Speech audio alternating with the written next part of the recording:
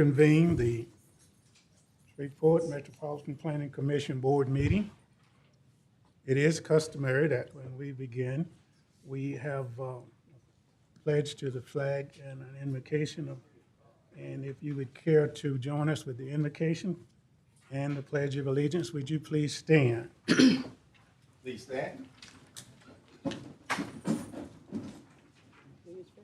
Invocations first.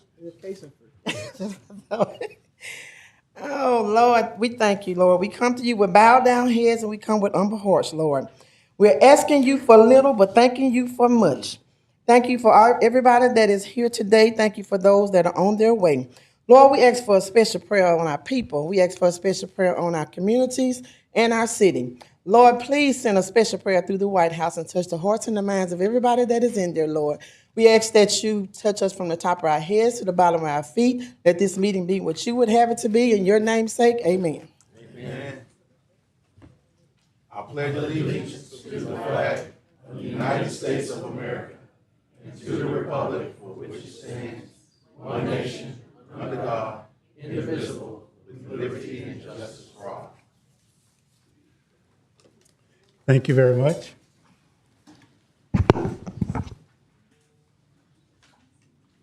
This particular time, we care to make some opening comments and perhaps maybe even some housekeeping rules.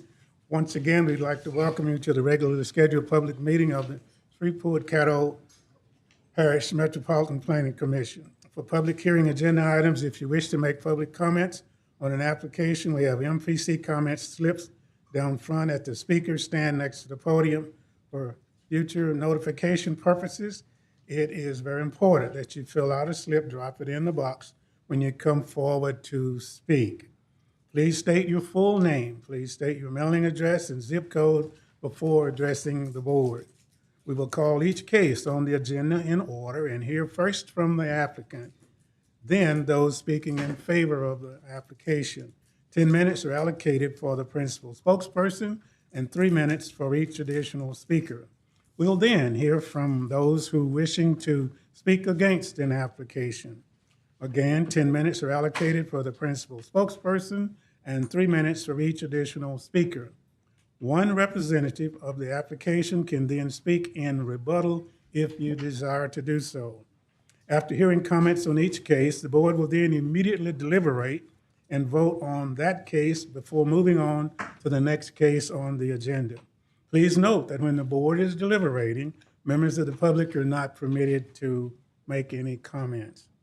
And a member of the public may request a copy of the board's decision on a particular case by contacting our office at 318-673-6480 after 1 p.m. on tomorrow, or by accessing our website at shreveportcaddompc.com.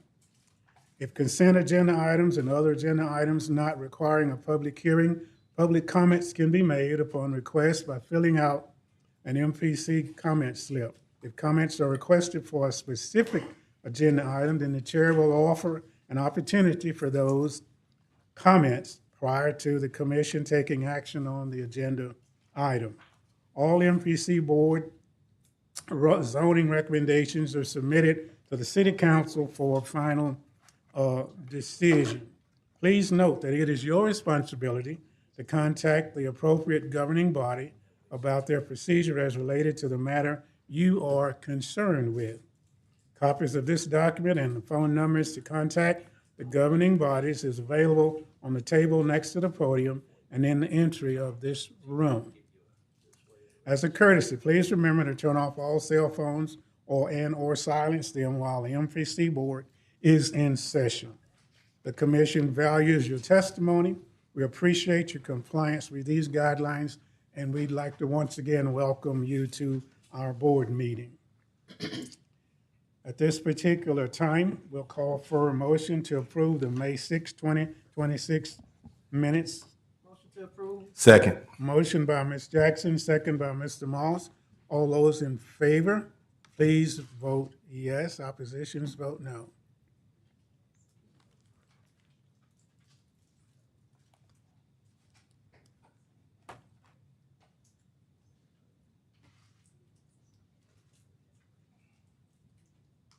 All right, that motion's carried. Thank you very much.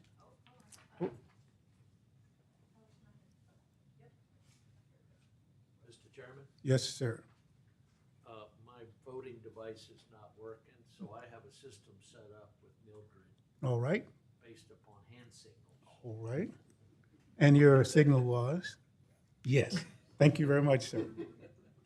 All right, at this particular time, we'll approach item number 6, case number 26-4-SC Final Plat Minor, Moore and Associates. Someone here representing that organization.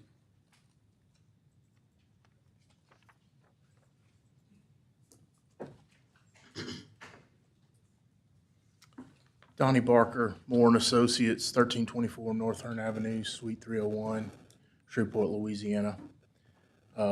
Here representing Mr. J.C. Frazier. What we have before you today is an additional plat to a development that's been in front of this board several years ago. A new plat to add 4 additional lots to this development. And so I'm here to answer any questions you may have. All right, board members, you've heard Mr. Barker. Did I say that right, sir? Barker, yes, sir. Yes, sir. Any questions for this gentleman? All right, thank you very much, sir. Is there anyone else present who care to speak in favor of this request? Anyone else present who care to speak in favor of this request? Please come forward.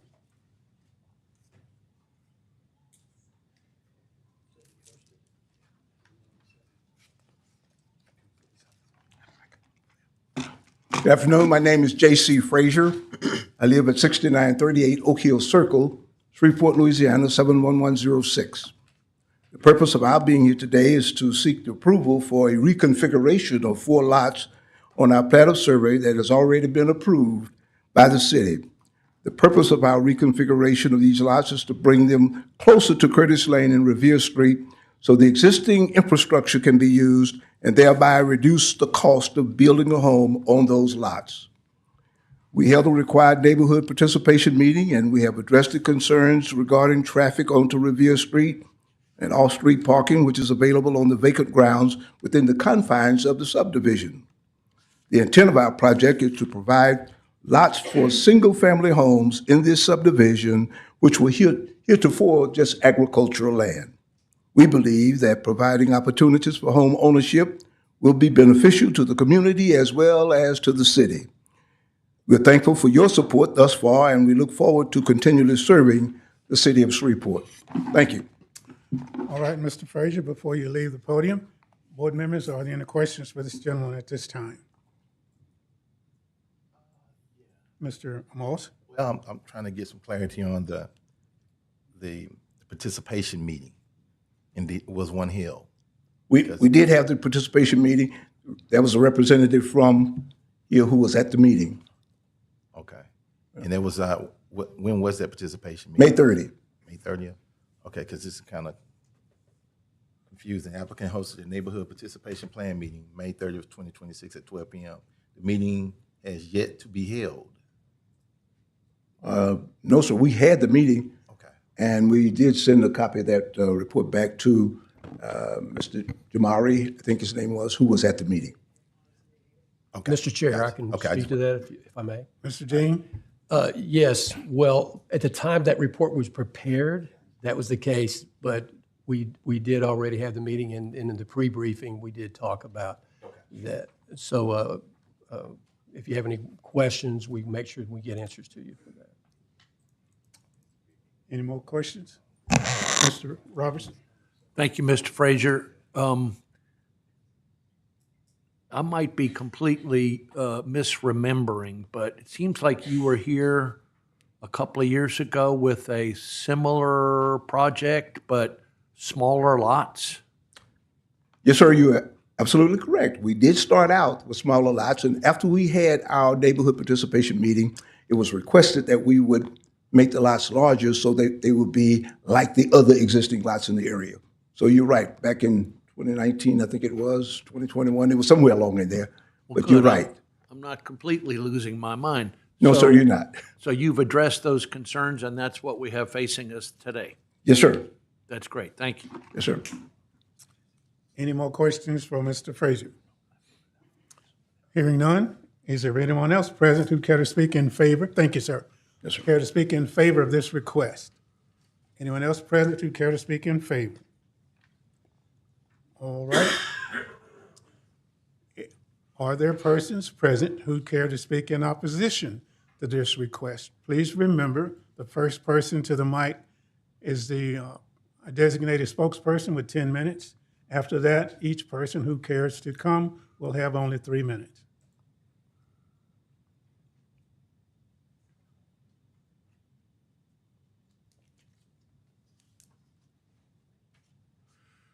Thank you. My name is Donna Jones Hassan. I'm here representing my mother, Leslie A. Jones, who resides at 3035 Independence Avenue, which is adjacent. It's Independence and Revere, and that's adjacent to the property that Mr. Frazier is hoping to expand or develop. And we are not against the development. We did have this last minute meeting on this past Saturday, and we only had maybe 6 people max, and Willie Bradford is in our community. And when I called him, he told me he didn't know anything about it. He's in the 700-foot designated area. And as we called other people, they were not aware of the meeting. And some of those people were out of town, would have been here today. So we haven't had adequate, we need more time. Just from the conversation, they're still unsettled from the previous decision. And we went from, per Mr. Frazier's conversation, we went from 7,000 square feet to 10,000 square feet for the lots. And all of our lots are significantly larger than that on both sides of Curtis Lane, Country Club, and Woodland Way, Woodland Hills Way. So we'd like a little time to just be able to talk as a larger group with Mr. Frazier. We have some specific things we feel could help allay our concerns. That's Ms. it. Susan, may I ask you a question, please, for Yes, sir. clarity? Which side of Curtis Lane do you reside as you look at the map up here? I would be as we're looking at this map, I would be on the north side, right by where it says inside city limits. Correct. That would be my parents. Well, it's just my mother now. My father is deceased, E. Edward Jones. So it's just, that's our lot. The lot next to it also is ours. That lot, and then the lot, so above and to the left. Correct, those 3. Now, Mr. Bradford is across the street from us, and his sister is across the street from him, and Marilyn Williams is next to her, but they were not aware of the meeting on Saturday, nor today's hearing. Just for clarity purposes and for the sake of our staff, that line that's drawn, that's the area that notification was sent out Notification, from. yes. And I did say that to Mr. Bradford, that I thought he was in this area, but I also put some of the flyers in the notification in the mailbox. Today, Mr. Bradford told me he was gonna try to get there. He's a little under the weather. Okay. Any questions for this lady? Board members? Ms. Susan, thank you so much for Thank your you. presentation. Is there anyone else present who'd care to speak in opposition to this request today? Is there anyone else present who'd care to speak in opposition? All right. Seeing none. All right, Mr. Frazier, You have the opportunity for any kind of rebuttal if you choose to. Otherwise, we'll move forward.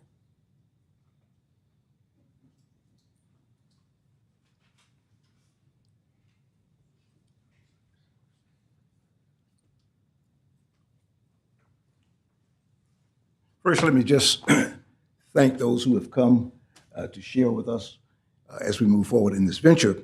I'd like to say that the responsibility for notifying came from the office over here. Remember that? Yes, sir, that's what Yes. we just said a few minutes Yeah, ago. and so they send it out. So I don't know whether a person gets it or not, but I know the notifications are sent out. That's correct. And for those who were able to come, and the requirement for us was to have it in the evening or on Saturday in a local place. So we did the library, so we'd have plenty of space, and we did it on Saturday at noon. So we followed the directions that were given to us for the notification. I am available to work with those who are in that area for whatever other questions they may have, but for today, we're only asking for approval for the moving of 4 lots. Thank you. All right, sir, thank you very much. Board members, any other comments you'd care to make before we call for a motion? Mr. Chair, Mr. Jean? I just wanted to point out a couple of things in relation to the NPP meeting and the fact that this is being held as not a consent agenda item. As a discretion, I have the ability to ask for an NPP meeting, even though it's not required by code. I did so in this case because I was aware of the history of this, and I thought it would be best to go ahead and require the NPP meeting. The applicant graciously agreed to do that. And we also, as many of you may be aware, what we did was a 500-foot notification, which is standard, but as you're well aware, we have a new policy that we can expand that. We try to get as many as 100 different properties notified. We did that in this case as well. So I just want to point that out, is that even though there has been some talk about that, there wasn't even a requirement for the meeting. We thought we did a little extra mile.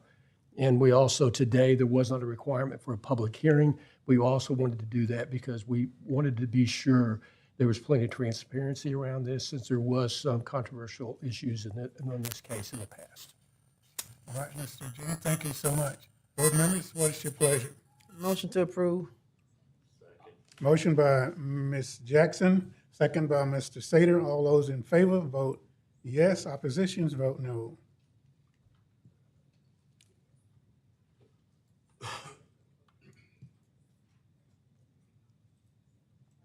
All right, board members, thank you very much.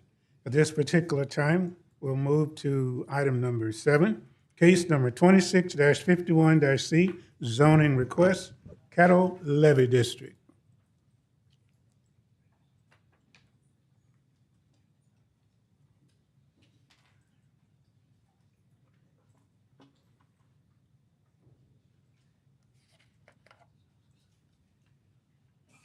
Yes, Patrick, I was going to cue you. Come on up.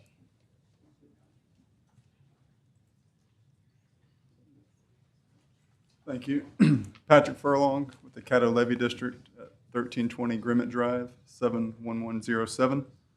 This is a zoning request for a lot at our office where we store equipment, tractors, excavators, bulldozers. We'd like to build a shed there to protect them from the weather and for a little added security. And it's actually 3 lots, and I think they're zoned differently, so this is to get it in the proper zoning to do what we like to do. And I think we'd follow up to combine them all into 1 lot as we move through the process. But Did you change hats on us? Is that what? I did. I've been with the Levy District for about 2.5 years now. All right. Yes, sir. It's good to see you. Yeah, thank you. Thank you very too. much. Any questions for Mr. Furlong? All right, board members, thank you very much, sir. Thank you. Is there anyone else present who care to speak in favor of this request? Anyone else present who care to speak in favor? Anyone care to speak in opposition to this request? Any oppositions? All right, seeing none, board members, what's your pleasure? Move to approve. Second. Motion by Mr. Moss, second by Mr. Elverson. All those in favor, please vote yes. Oppositions vote no.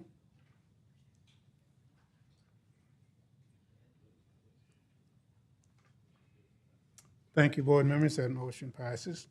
We'll go to item number 8, case number 26-53-C, zoning request, ERP Holdings LLC, Unitarian Universalist Church. First person will be allowed 10 minutes. Anyone after that, 3 minutes. Please state your full name and address for our records.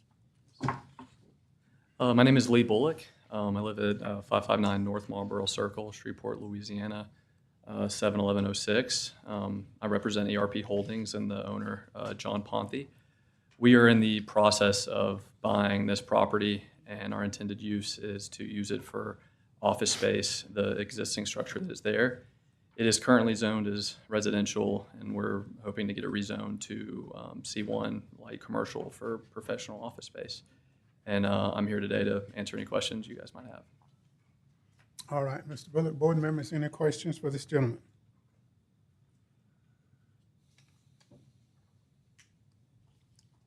Mr. Bullock, obviously you did a good job. Is there anyone else present who care to speak in favor of this request? Anyone else present who care to speak in favor of this request? All right.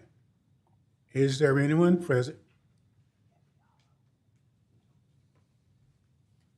who'd care to speak in opposition to this request? Any opposition to this request? All right. Seeing none, hearing none.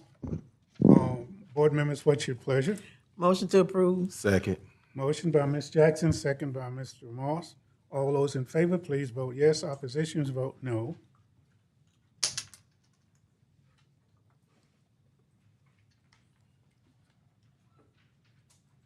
That motion passes. Thank you very much, board members.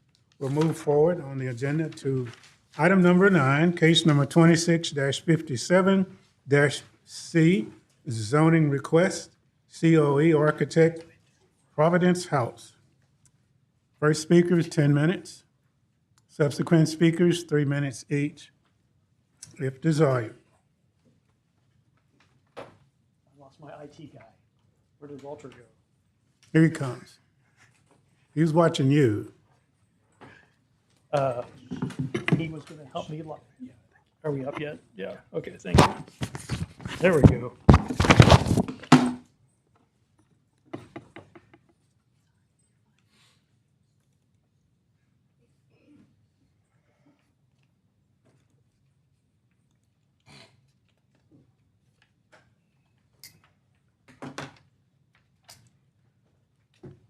Good afternoon, Commissioners, Mr. Chair. Thank you all for your service to Shreveport. I appreciate it. I think I became an architect because show and tell was my favorite subject in school. It's fun to do the show part, but I'm even more enthused about the tell part, to talk about Providence House, one of the great gems in our city who do miraculous work, as you can see on the If slide. you'll and do us hopefully- a great favor and tell us who you are. Oh, I'm And sorry. I your thought I address. did. Look at that. Look at my ego. Christopher Coe, architect, 940 College Street in historic Highland. Thank you, sir. I'm sorry. It's just the greatest joy to be able to represent Providence House, and you all know them well. We're here for a very specific and kind of narrow application, if you will, to talk about this conditional use district. And I just want to give you a little bit of history about the project. But more than anything, I'd rather let Maya Angelou do all the talking for me. I know this was meant to be metaphorical with her, but it's very real for people who have raised their hand and asked for help, which is one of the hardest things to do in the world. And the people at Providence House have done that, and we should honor them. So everything you're about to see, to all of us, is our tribute to them.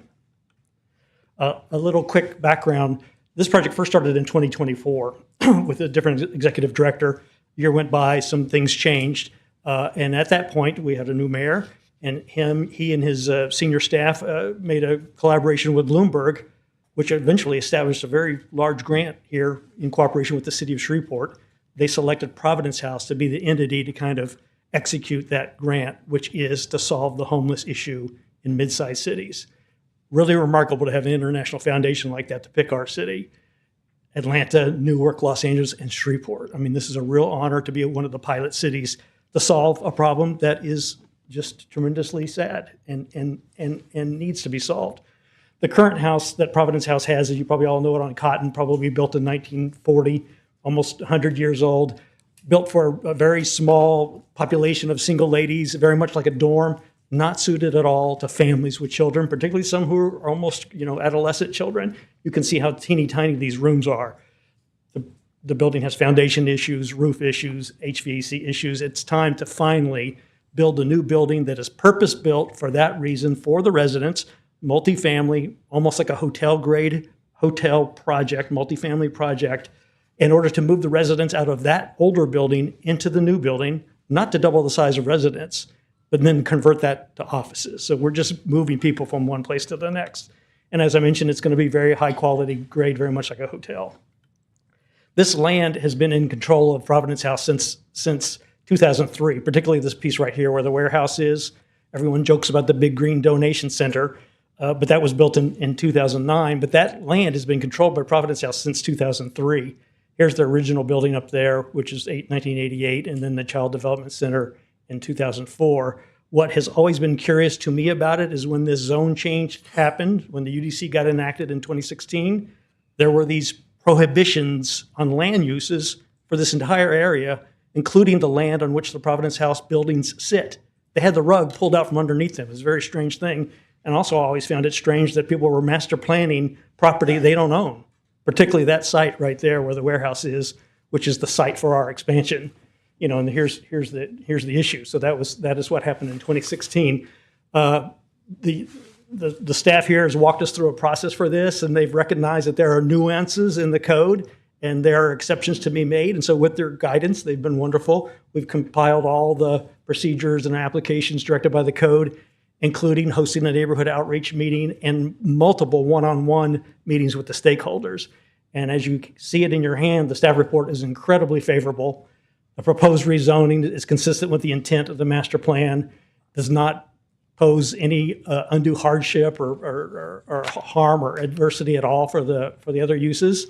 And also what seems to be curious to me about this prohibition on a group home is that I think federal law does not allow you to discriminate with land use. Even the word group home is in that law. So, that's something we can talk about later, but that is a little curious to me.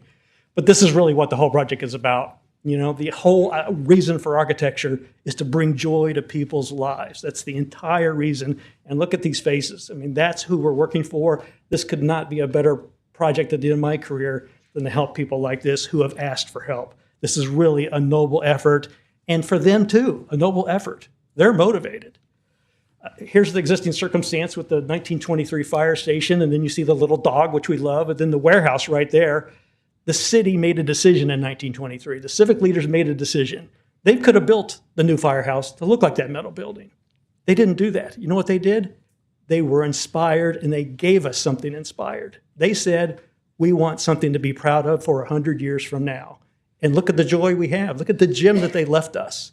That's the same passion and quality that we want to imbue into this new project because we think these people deserve it.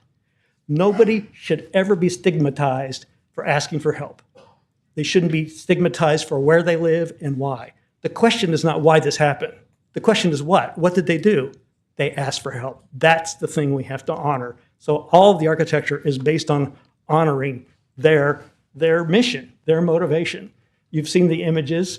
We were we thought, deferential to the historic area of the neighborhood, particularly the Schrack building, the fire station, by pushing the bigger multifamily building way back against the alley and having the smaller buildings in front, which were a genius idea of Sharpell Welch, the executive director, which is a whole new path now from homelessness to home ownership. This beta project of having a single family home still within the wraparound services of Providence House. And they make a wonderful scale on the street, just like the houses we had 100 years ago. It's really about what the city used to be. It's about the history. Here's the site plan, and there were some comments, about views and things, but, here's the Kallenberg Art Tower right here, and you still, if you're an artist there, and this is not, something that's occupied 365 days a year, let's be real about that, you still have views to the park, views to Texas Avenue, the lower buildings in the front don't block your view at all. But what's key about this, by pushing our bigger building to the back, we intentionally created this large courtyard so that you could link the park to SHRAC and they could have joint events. And we've had those conversations with their executive director and also the executive director of Shreveport Common and with the Sanctuary Art School. That's our goal. We want to have joint projects. We want to have the kids be educated at SHREC, have them be educated at the art school. Let's all use these spaces together. Let's be cohesive and let's be compatible and let's collaborate. There's a little bit of a blow-up view. You can see the park here. There's a gate at this end. Here's the courtyard. There's another gate right here so people can traverse freely when they're having those events. This normally is the playground for some of the smaller kids, and it'll be secured. We'll talk about that in a second. But my point here is, and this is the message, we're being very differential to the neighborhood. We think we're creating a cohesive plan, almost looks like an art village, if you will, and it's compatible with all the other land uses around. Here's the other view, a little bit of aerial, and you can see now that connector. There's the courtyard that somebody was mentioning earlier today, and here's the link from the park to the project. This is the view as if you're standing in the park, looking into the courtyard, and there's SHRAC right there. I mean, that is basically, a boulevard. This was an interesting dialogue that came out with one of our meetings with Henry Price, who's the president of SHRAC. He said, Chris, we didn't finish this paving. Is that something you guys can work on? I said, well, let's do that. So look at this. Look at the before and after. And this was their suggestion. That's how we can collaborate together. And it makes this look like a more cohesive project. The security, we think, is just not an issue. There's always going to be 3 levels of security. The perimeter fence, we've asked SHREC to help us design that fence. There's going to be full-time security who live on site at night. And the houses, too. I mean, we all know that it is a real truism that the more residents you have in an area, the safer the area is going to be. Those houses are going to be sentinels on the sidewalk, keeping watch over things. It'll be safer. And the reverse impact won't happen. Providence House, unfortunately, has had terrible circumstances because of the park, because there aren't enough people to populate the park, and we have this terrible situation. The reverse will happen once we infuse this area with more residents. The parking was an interesting issue because 0 is required, right? Technically, 0 parking is required, but we are working with the city of Shreveport to do a cooperative endeavor agreement. But what's important here is if you look at the math, out of 30 staff, only 20 at the most have cars. For residents, less than 20%, only 7 at the moment. And Providence House already has their own 28 stalls. And with the new project, they won't need any more. So technically, we don't need the parking. But this map is important to show you there's almost 800 free stalls within a 500 to 1,000-foot radius. So in a sense, kind of that's the parking plan. But at the bottom, I want to point out, Sharpell has always said, we've always found a way to work it out as neighbors. And what a great attitude that is. This was some of the views from the art tower. This thing I'm just going to wrap up real quickly. That's what we could have built. If this wasn't a group home or shelter housing or social services, we could build a hotel or apartment building that is that big and that chunky and that ugly. But that's not what we want to do. But we could do that by right. We wouldn't have to be here today to ask for this. I'm going to hand this over to Neil Irwin, the attorney. Neil, I've got a slide up here you can look at, but this is an important slide to me. Food, clothes, and shelter had no politics. I hope that's where we are in Shreveport. I really hope that's where we are. I have hope. Thank you. Well, Mr. Cole, we really appreciate your enthusiasm. Thank you. Mr. Neil Irwin. Neil, I've got the highlights if you needed them, plus some of the board quotes. Now, Mr. Cole, before you leave the mic, you do have the privilege of answering questions if board members should happen to have I'd be it. happy to. Mr. Robertson. Thank you, Mr. Coe. Who said food, clothing, and shelter have no politics? Alan Hope, who now has a funnier name. I think he got some sort of a Jamaican convert, but his name is Alan Hope. His name really is Hope. Alan He's a Hope. Jamaican poet and singer.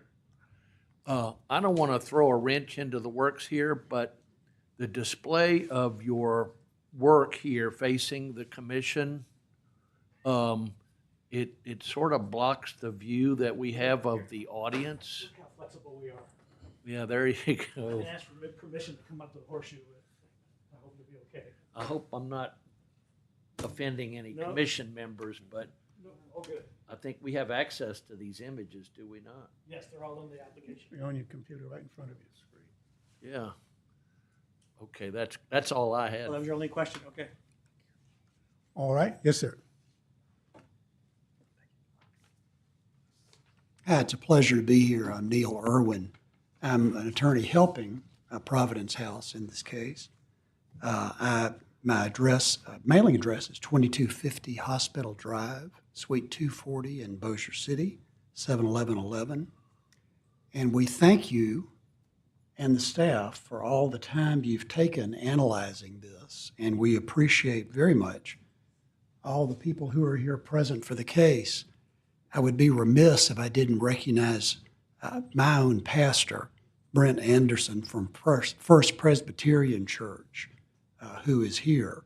First Presbyterian Church had a significant part of starting Providence House. So the question before you is really pretty simple, and we think that it has been met, which is, how will the Providence House plan that you've just heard from Mr. Coe fit in its zoning district, which is D1AC?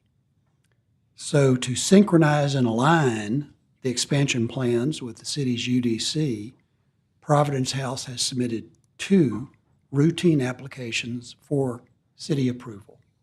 One that we're dealing with here today, which is a development application for conditional zoning district. And this is for the uses of the planned 4-story apartment building and the 4 single-family homes. Now, the 4-story apartment building is for temporarily unhoused children and families during their transition. Training will be in the first-floor classroom facility. They will be there between 3 and 18 months, typically 6 months, surrounded by Providence House's support services. And the 4 single-family homes require conditional use as well to serve as the final transition step toward independent living for families with children. Our position is easily stated. Now is the time, and this is the place for the mission that has been given to Providence House from Bloomberg and the city of Shreveport to be carried out. We believe we have done everything that we need to do, as shown in the staff report, to prove compatibility. The approval of the Historic Preservation Commission is additional concrete evidence of compatibility. And we think that where this is the perfect place for children to be as they're going through this transition with all the things downtown, from the Revel to the aquarium, and you name it, all the new improvements support the mission of Providence House. If you have any questions, I'm happy to answer them. Otherwise, Sharpell Welch, the executive director of Providence House, will speak on the community benefits that are being proposed. Board members, any questions for Mr. Irwin? Thank you very much, sir. Thank you. Pleasure to be here.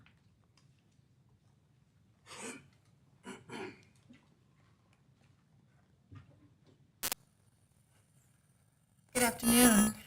I am Sharpell Welch, 814 Cotton Street, Shreveport, Louisiana, 71101, and I'm here with our board president. Yes, my name is Joseph Reynolds, current board president of the board of directors for Providence House. I reside at 7425 Matterhorn Drive in Shreveport, Louisiana. Joe and I are here to speak in favor of the project, of course. We want to ask for your approval to push this project through. I'm here to speak to the need for the project. As you know, Providence House, I don't have to really tell you much about Providence House. We have an amazing pedigree here in the city.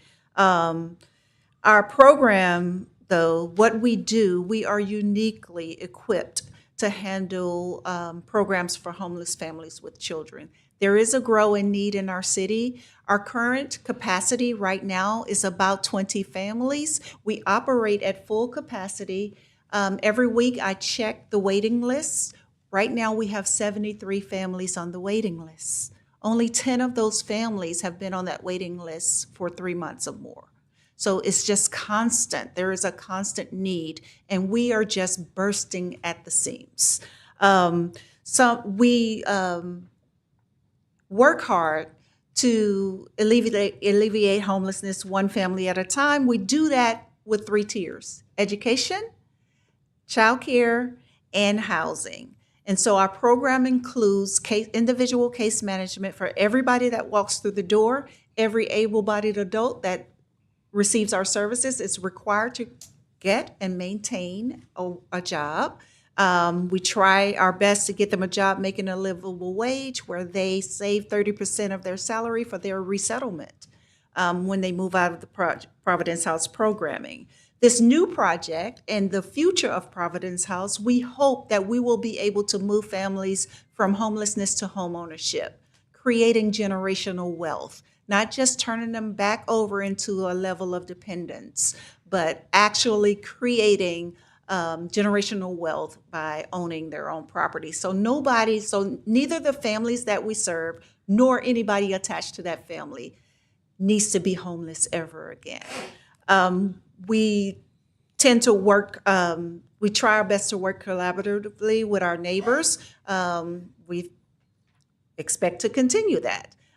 We believe that we are better together, and our plea for you today is to approve this project and allow us to move forward to help the city of Shreveport. All right, Ms. Welch, are there any questions for her before she gives up the mic to Mr. Reynolds? I have a question. How are you doing, Ms. ma'am. Welch? I was looking at all your pictures. They're all well, they're beautified and everything. And I'm not against the plan. Really consider that. But what I'm trying to find out is, you stated there is a need. I agree. We definitely have a need. But you said something about growth. Because clearly you're expecting growth, but in the area that we were saying that this is in, what is your plan for that? What do you mean? As far as growth, if you're gonna grow, you say you have a waiting list, and so what I was looking at was maybe like 4 houses. Am I right? Yes, ma'am. 4 houses, and you're saying growth, but the 4 houses is gonna house how many people? Just 4 families. 4 families. So the project itself will be able to expand with an additional 30 families in the large 4-story building. Okay. And then the 4 individual family units, which we hope is a part of a phase 2 where we can expand that around the city, where families can live together in a home as a family, learning, to run a household while still under protection of our programming. Okay.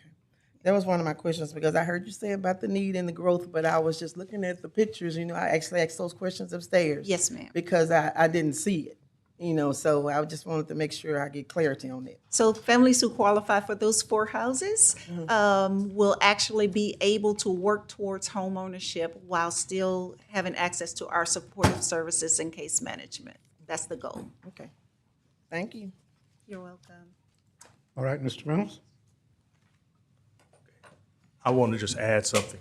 The bigger building that you see in the back, that is going to take the place of the current unit that we use right now that's kind of reached this, if lifeline, if you can say. It's pretty much being patched up with Band-Aids and duct tape right now. So we're just looking to do something bigger and better that'll house more families. I want to start by saying I didn't expect to be here in this capacity. It takes a lot. Excuse me.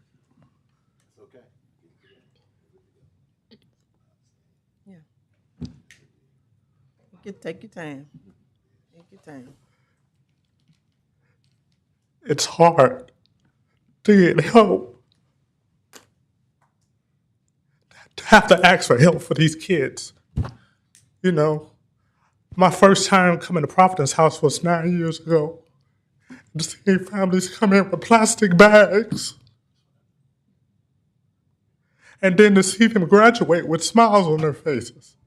The kids happy. Getting an opportunity. Somewhere along the line, we lost our heart. We lost our morals and our values. Someone once said, "No child left behind." They did not mean the homeless kids. Yeah. Or did they? Every kid deserves a fighting opportunity here in Shreveport and beyond. Every kid. So when I was working there in the capacity of helping the housing committee, I would see these families come in with bags. And the kids, they had no idea what was the next step. They didn't know where they were going to go. And a few times I grabbed the bags. I said, come on, let's get you started. It's important to me and my family, who you're going to hear from my wife, that we continue this building process of Providence House. We cannot go backwards. In today's society, where we are today, there's going to be more families that's going to wind up homeless. They can't afford gas. Businesses are leaving. I ride up Lyon Avenue the other day, and it hurts my heart to see all these businesses and companies with for sale signs, for lease signs out there that were once thriving companies and businesses. Everybody's leaving. So what about the people that work there? So we want an endless homeless cycle, multiple families at a time. That should what's be in our heart. I want to thank you all for listening, and I'm sorry, but this is passionate to me. It's passionate because I've given 9 years since I retired. The only thing I focused on was Shreveport, community, family, and education. And we've done that by providing scholarships, my foundation, to kids to go to college, to take that strain off of the families. I see my time's running out. I'm sorry. I'll shut up. Mr. Reynolds, thank you very much. Are there any questions for Mr. Reynolds? Mr. Morris? So the old building, do y'all have any plans for the old building once y'all move out of that building? Absolutely. Yeah. Our current building was built in 1940. Needless to say, it needs a lot of love. Like Joe said, it's been held together with bubble gum and duct tape. We do plan to use that building, second floor, for emergency shelter. So we'll have a 3-stage process. Stage 1, emergency shelter. Let's just get you off the street, assign you a case manager, get you started. Stage 2, the new building that's going up, where they get intensive programming, where they're working, they're learning to save, they're learning to manage their lives. And then stage 3, which is our bridge to homeownership. Mr. Robertson? Thank you, Ms. Welch. I don't want to jump ahead, but if I were to hear from representatives of the police department or the Downtown Development Authority, would they say that Providence House has been a good neighbor? I believe they will, and I have support letters for some of the people that you just mentioned.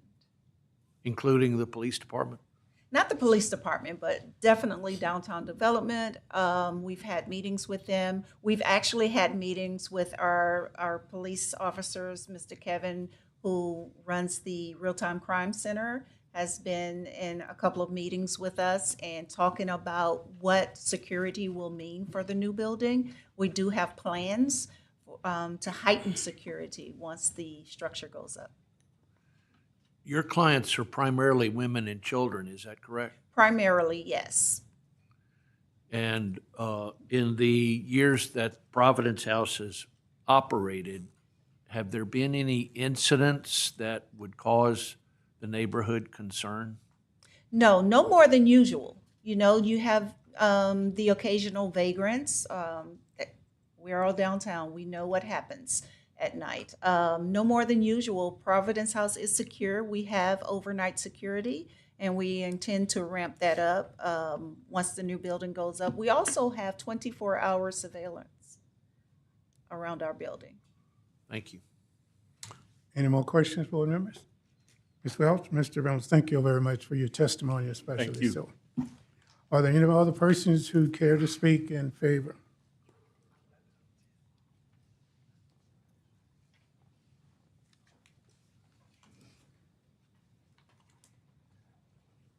Good afternoon. My name is Arthur Thompson. I live at 9813 Shenandoah Circle, Shreveport, Louisiana. Shreveport. As a former member of the MPC and a person who spent a lot of time at City Hall, I just want to thank each one of you for your service here today to make Shreveport a better place for all of us to live. I support this project. It appears to me that the project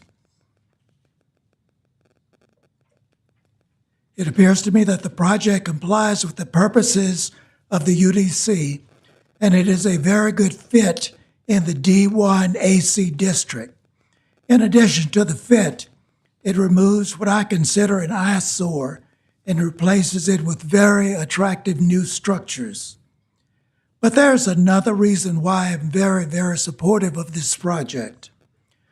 I'll be 85 years old next month. I mention this because lately I've been giving a lot of thought about the influences that allowed me to live a very good life.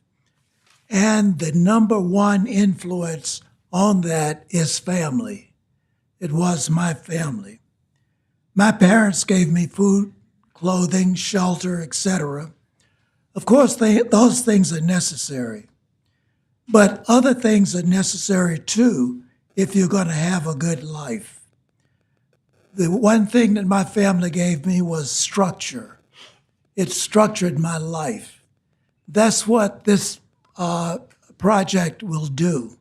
Not only will it give clothing, housing, and security, but it will also give structure to the students. I can remember now my mother saying, do your homework, go to bed at bedtime, be sure that when you wake up in the morning, you're ready to go to school. Have your clothes ready for you when you do. When I was on the board of Providence House, that was a thing that struck me. Not only did the students or the kids need structure, very often their parents needed structure. And that was what Providence provided for those children. So what we're asking you to do today is to help Providence House give to those children the structure, the security that they need and that I had as a student growing up, so that they can have a very good life, the life that I have lived. Thank you very much. Thank you, Counselor. Any questions for Mr. Thompson? I just got one. Are you still enjoying retirement? Oh, yes, very much. You're looking good. Thank you. Thank you, sir.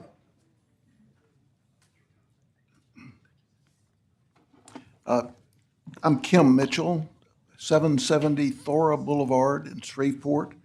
I come to you with about 50 years as an architect, city planner, and 10 years in community development.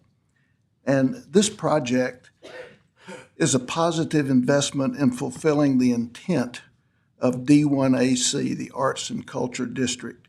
Some key points: it removes an unsuitable storage building and replaces it with much-needed district housing that is appropriately scaled and enhances the pedestrian environment. It also increases safety by providing more eyes on the street for longer parts of the day.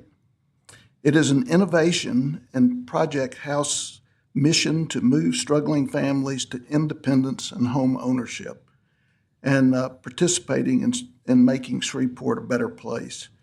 The architectural design reflects this innovation, and then we're getting outside investment from outside of our community to do this. I commend Sharpell and the project team and supporters for their creativity and commitment. They have made the rounds to share this project and invite support. Project House deserves our support, and Shreveport deserves this innovative project. Our UDC is a very imperfect document. Assumptions, hopes, and fears are baked into that document, and in this case have placed restrictions on Project House, or Providence House, a true community asset. These assumptions miss the opportunity that innovations in Project House's or Providence House's purpose and programming could contribute to the qualities of an arts and cultural district. And better yet, that hoped-for district community could enhance outcomes of Providence House's work. That mutuality would be a tremendous characteristic or foundational quality for that district community, because it truly expresses creating something new out of collaboration. And I was thrilled to hear Chris present the steps that and the collaborative spirit that Providence House has taken with them as they go and talk to those that could be so positively impacted by this project. You never know where genius will emerge. And some of those assumptions about what makes up this district would not tend to believe that. And so I challenge you to take this imperfect document and very willingly embrace what could be and how we can get to a better community in Shreveport. Thank you. Thank you, Mr. Mitchell. Are there any questions for this gentleman before we go? Thank you very much, sir. Is there anyone else who care to speak in favor of this request? Good afternoon, Chairman Andrews and fellow commissioners. My name is Mario Chavez. I live at 5410 Briar Cliff, Shreveport, Louisiana, 71109. I also am a property owner downtown. I own a building on Marshall Street. I serve on the DSU, Downtown Shreveport Unlimited, and the DDA, the Downtown Development Authority. We have discussed this in our board meetings. I wanted to come and speak on behalf of this development.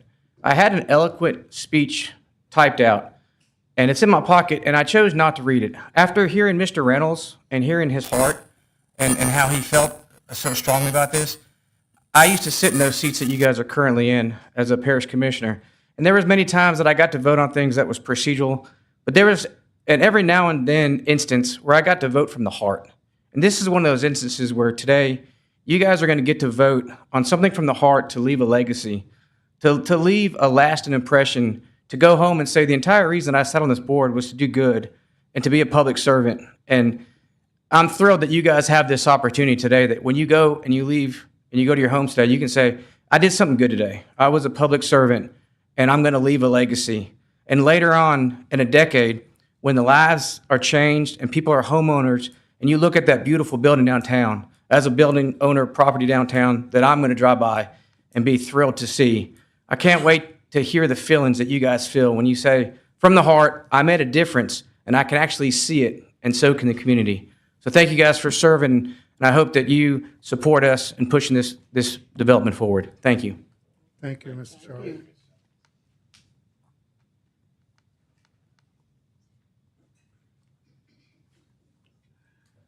Good afternoon. I'm Reginald Abrams. My office is 330 Marshall Street. I live at 6443 Indian Hills, zip code 71107. I'm on the board of directors for Providence House. Actually, I've probably a short time. I hadn't been there nearly as long. I've served on, I believe, almost every nonprofit there is in the state of, in the city and around. But as I got older, I realized, I said, well, I can't split my time up so much, so I wanted to spend my time only with those that are, I believe, it makes a difference in the community. I felt it's very important that I be a part of Providence House. I'll tell you the main reason is that whenever we have a meeting, they always bring a family in.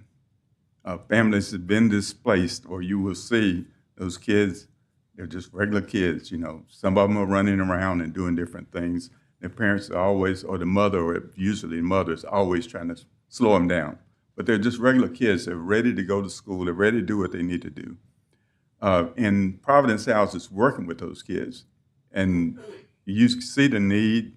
You believe that what they're doing is so important to helping those children grow up. And the young ladies that I see, they are struggling, and they're asking for help.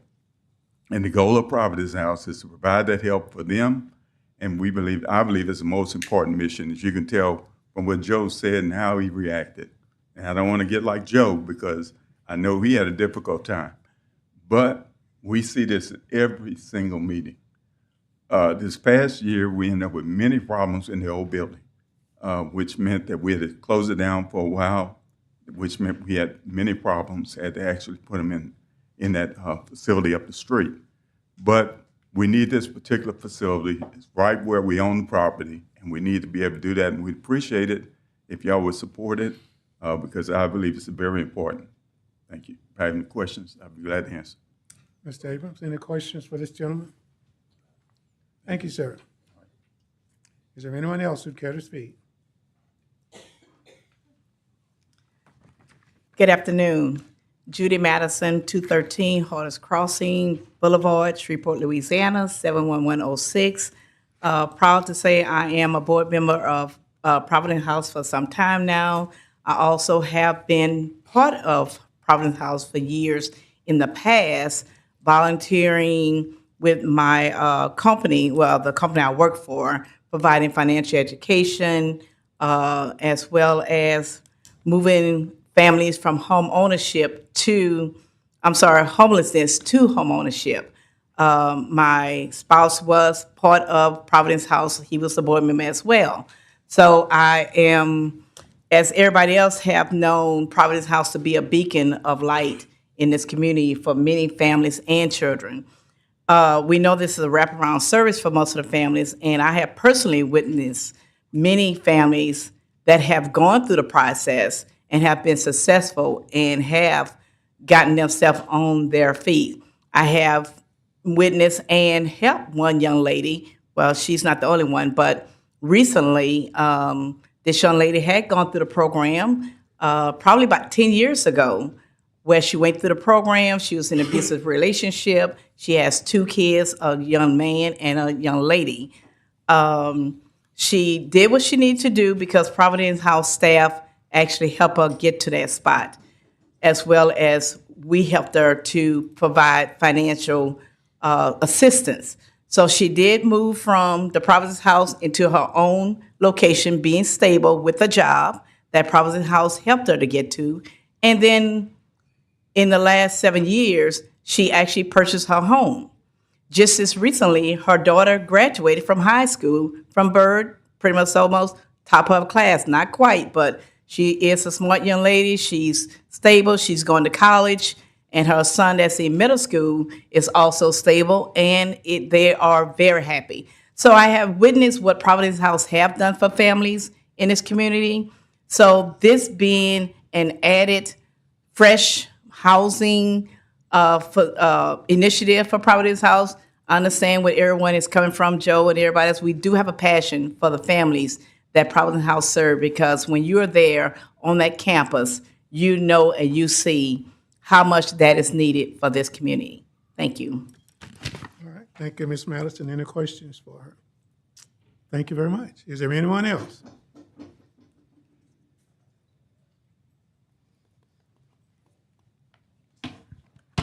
Good afternoon. My name is Denise Reynolds. I am the Executive Assistant at Bentler Steel Tube and the Vice President of the Reynolds Foundation. I want to talk about the business aspect of the Providence House, what it means for us as Bentler to support the Providence House. I'm pretty sure you all have heard we had a layoff in 2019, COVID-related, market-related, and one of our team members actually ended up at the Providence House. So it's very near and dear to me. Previous plant manager even was able to invite a family over for Christmas. They spent the night at his house. They cooked for them. And it's just, we're so connected. I've been there for 10 years. We've had a foundation for 10 years. We've spent thousands of our personal funds to support the people at the Providence House. At Bentler, we have an annual golf tournament. Right now, we are going to surpass, we will have raised more than $200,000 that's going to the Providence House, and this is from people that live and work in this city, that live and work in Houston, Oklahoma, or wherever the golfers come from. They want to spend money in Shreveport that we give to the Providence House. And that money is very important. And we've collected coats, we've collected backpacks, we've done a lot. While I was sitting there trying to calculate the time we spent, it's almost 1,000 volunteer hours that myself and the Bentler people have, I guess, donated to the Providence House. So we are very invested in the project, in what the Providence House stands for, and what it does for the future.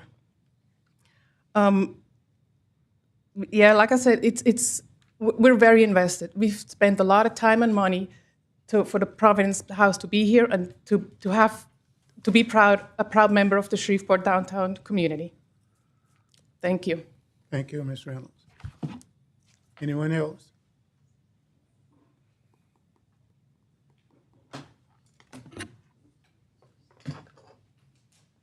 Hello. Sharonda Abrams with 999 Smitherman Drive, Shreveport, Louisiana, 71115. I'm standing here as a product of Providence House. In 2018, my grandfather passed away. I didn't have no help. Zero help. Family didn't want to help. Friends didn't want to help. So I said, where can I go? Light bulb. Providence House. They accept you in with warm arms, loving, caring, joy, peace. They gave me my life back. They gave me my joy back. They gave me my love back. Now, me and my family living peacefully. They helped me to strive to do better, to live better, to finance better, to love better. Now, I am happy to say that I have a stable job. Matter of fact, 3. 3 jobs. They pushed me to places that I knew I couldn't go without the help of my grandfather, the late Pastor Leonard Jones. Me being a pre-K, thought you had it all together, but no, you didn't have it together. So I'm standing here asking, please, help us bring another product like me, push us to where we need to go. And now I'm standing to say I am now a board member of the Providence House. Because they helped me, I want to help somebody else. I want to help somebody else to smile and to be happy of life without just killing themselves. Because nobody helped them. Nobody was there to support them. So as a board member, look outside the box. What can I do for the Providence House to help these homeless person like me? To help another home, to help another person. They not only help females, they help males too. Because I've seen males come through the Providence House when I was there. As long as you have a child, they will help. So where is our help? I was born and raised in Shreveport, Louisiana. There's no place like home. And I refuse to go anywhere else. I could go to any other state. I could be like everybody else and jump to Texas. But I refuse to leave Shreveport, Louisiana. I'm going to stay here, and I'm going to support everything positive.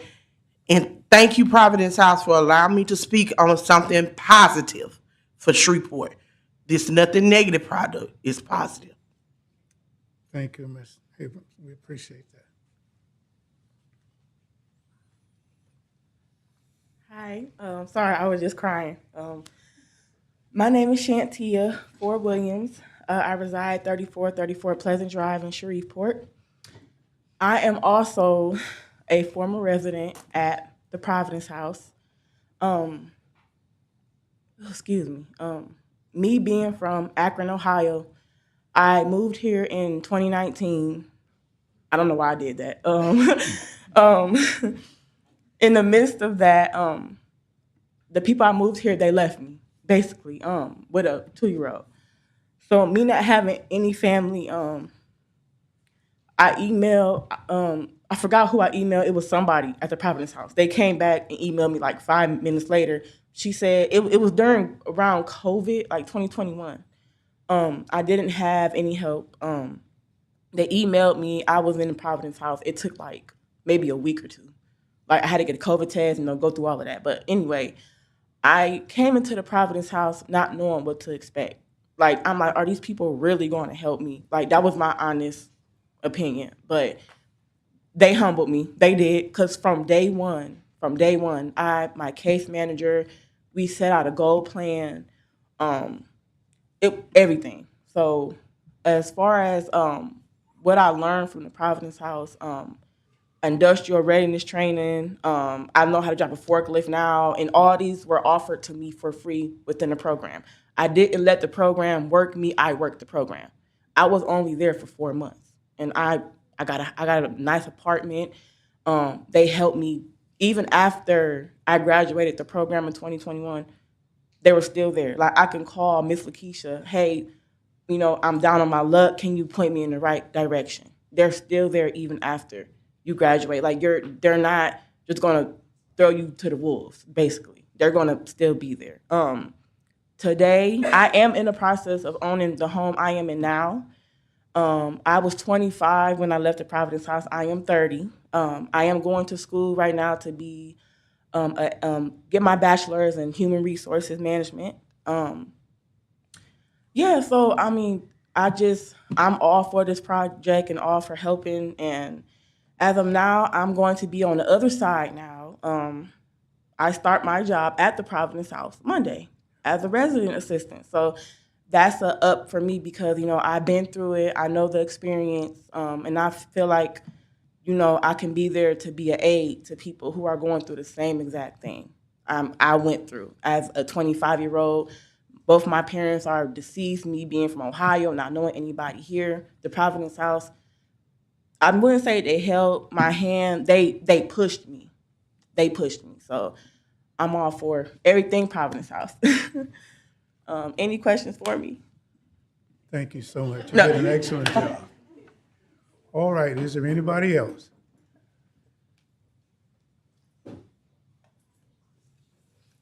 Hello, my name is Michael Stubbs, 1543 Clay Street, Shreveport, Louisiana, 71101.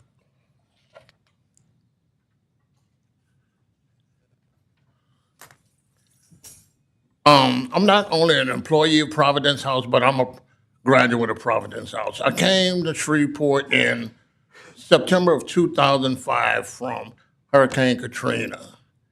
When I walked through the doors of Providence House, I didn't know what to expect, but they made me feel welcome.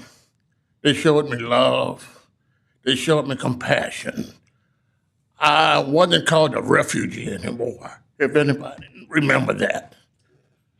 So going on with this, they called me a couple of days later and said, we have an apartment for you. I said, ma'am, I don't have a job, I'm homeless. She said, don't worry about that, everything is paid for. And we furnished our apartment with everything you need. I'm like, whoa, is this true? She said, yeah, just come on in and fill out the paperwork.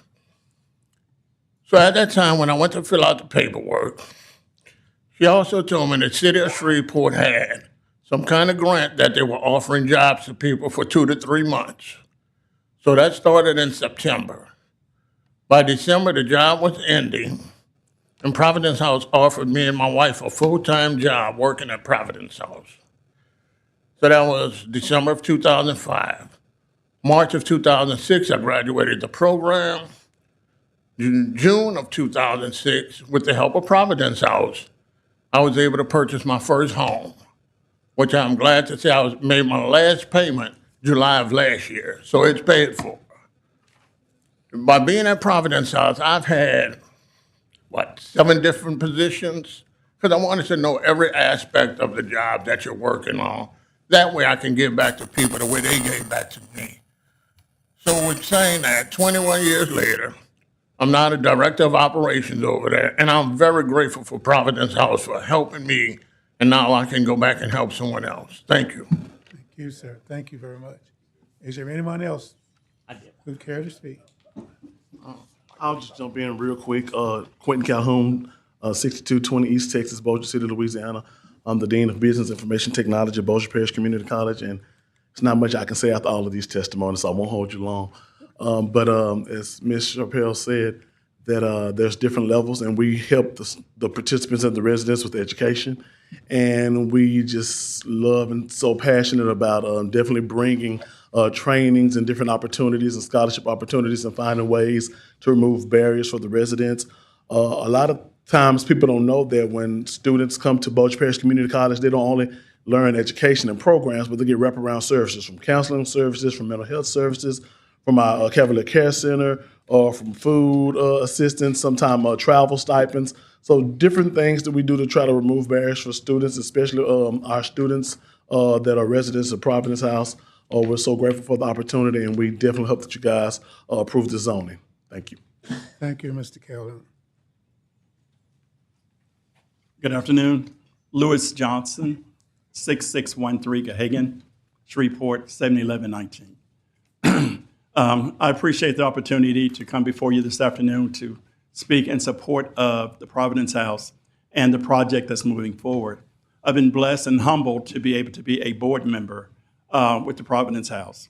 And I've been very impressed with the intentionality of the Providence House and the board as it relates to moving forward with this project.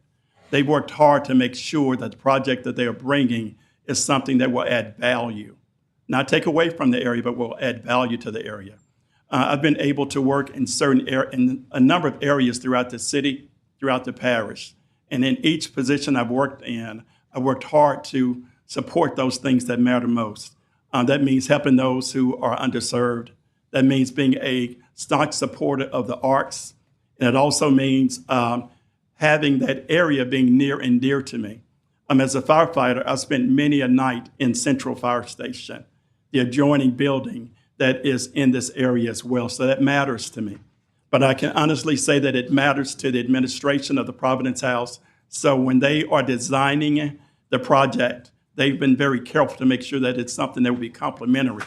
And so the question becomes, can the Providence House and these other agencies that have interest in the area, can they coexist? And the answer is absolutely yes. And not only can they coexist, they can coexist while adding value to each of those things that matter. I believe that those people who are unhoused, certainly they matter. I believe that making sure that our downtown is positive and that it brings forward good things, it matters. But as a board member, I can promise you it matters to the Providence House. They are working hard, or we are working hard, to have relationships in every area. But more importantly, we're working hard to make sure that we do those things that are required in order for the project to go forward. There are requirements that are set forth. You check the boxes. They've done that. And we continue to do that. And we want to do whatever is necessary in order to make sure that we follow the rules and to make sure that as we move forward, that those people who are supporting it to make sure that everything that is going to be positive, that we're a part of it. Lastly, as a board member, every meeting, before we start a meeting, there is a family that comes at the beginning of the meeting. And that is so very helpful in helping us remember this is not only what we do, this is why we're doing it. So as a board member, I believe that the Providence House has set forth a plan that others throughout this nation, Bloomberg and others, believe that we can go forward and do positive things. All we need is an opportunity, and we need those who we come before to also embrace that vision and see that we're more than capable, ready to move forward. So we ask for your consideration as it relates to this. Thank you very much. Thank you, Mr. Johnson. I believe you've been standing up. Sir, come on.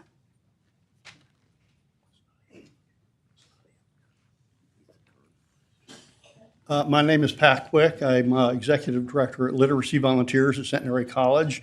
We share a partnership with the Providence House. It's no secret that educational attainment makes all the difference in the world to people. They have an opportunity to improve their lives, their families' lives, stabilize their employment, and help the community be safer. And reduce or increase rather the opportunity for intergenerational wealth. The Providence House and Literacy Volunteers share services. Dr. Whitney provides for us workforce development and opportunities for our students at Literacy Volunteers to not just get a diploma and get a job, but get a diploma and get a career. And we provide to the Providence House both print and digital learning opportunities all the way from the alphabet to getting a high school diploma. And that relationship has been invaluable to us. I wish I had brought with me the successes that Providence House and Literacy Volunteers shares over the year of 2025.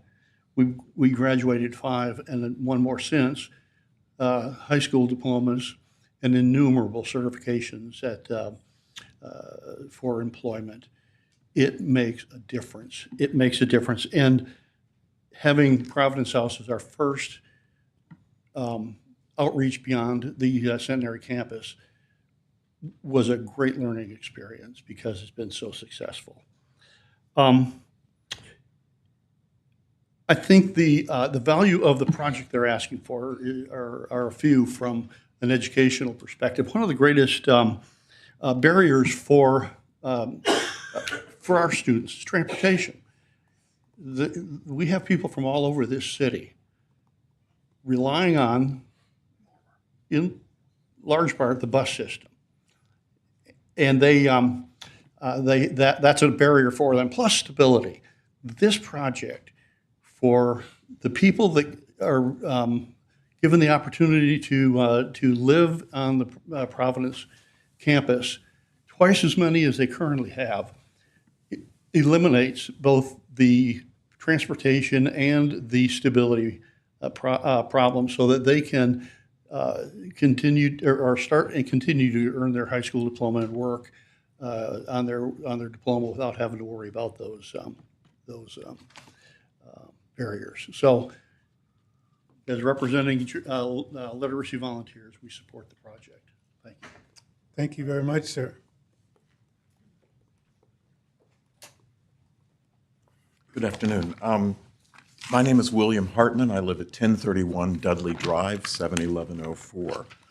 I'm the executive director of Revitalize Historic Highland, and one of our goals as this organization is to provide home ownership opportunities for people like the graduates of this program. We'll just move them on the other side of I-20.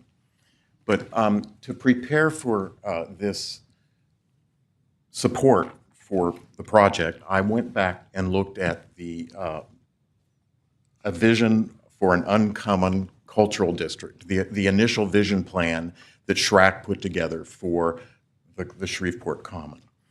And so I'm going to call out a few things that I noted from that. So from the summary of Shreveport Common listening session held on June 15th, 2011, one of the questions asked was, what do you have in Shreveport Common that you want to keep?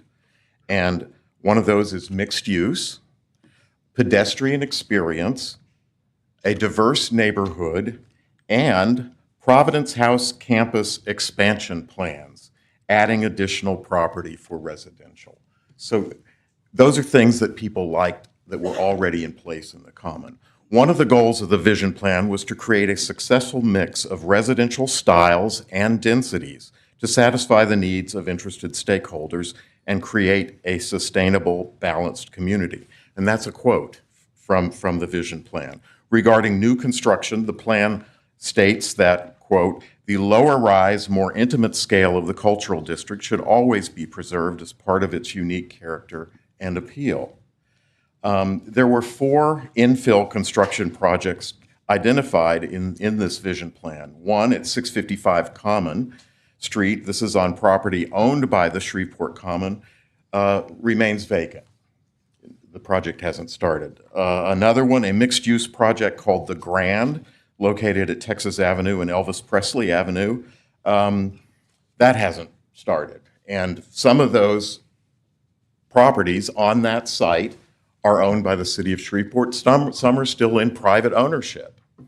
The residential projects proposed for Austin Place, and there are already smaller scale individual houses along Austin Place, just 2 blocks from this site. The proposed additional projects for Austin Place have not been built.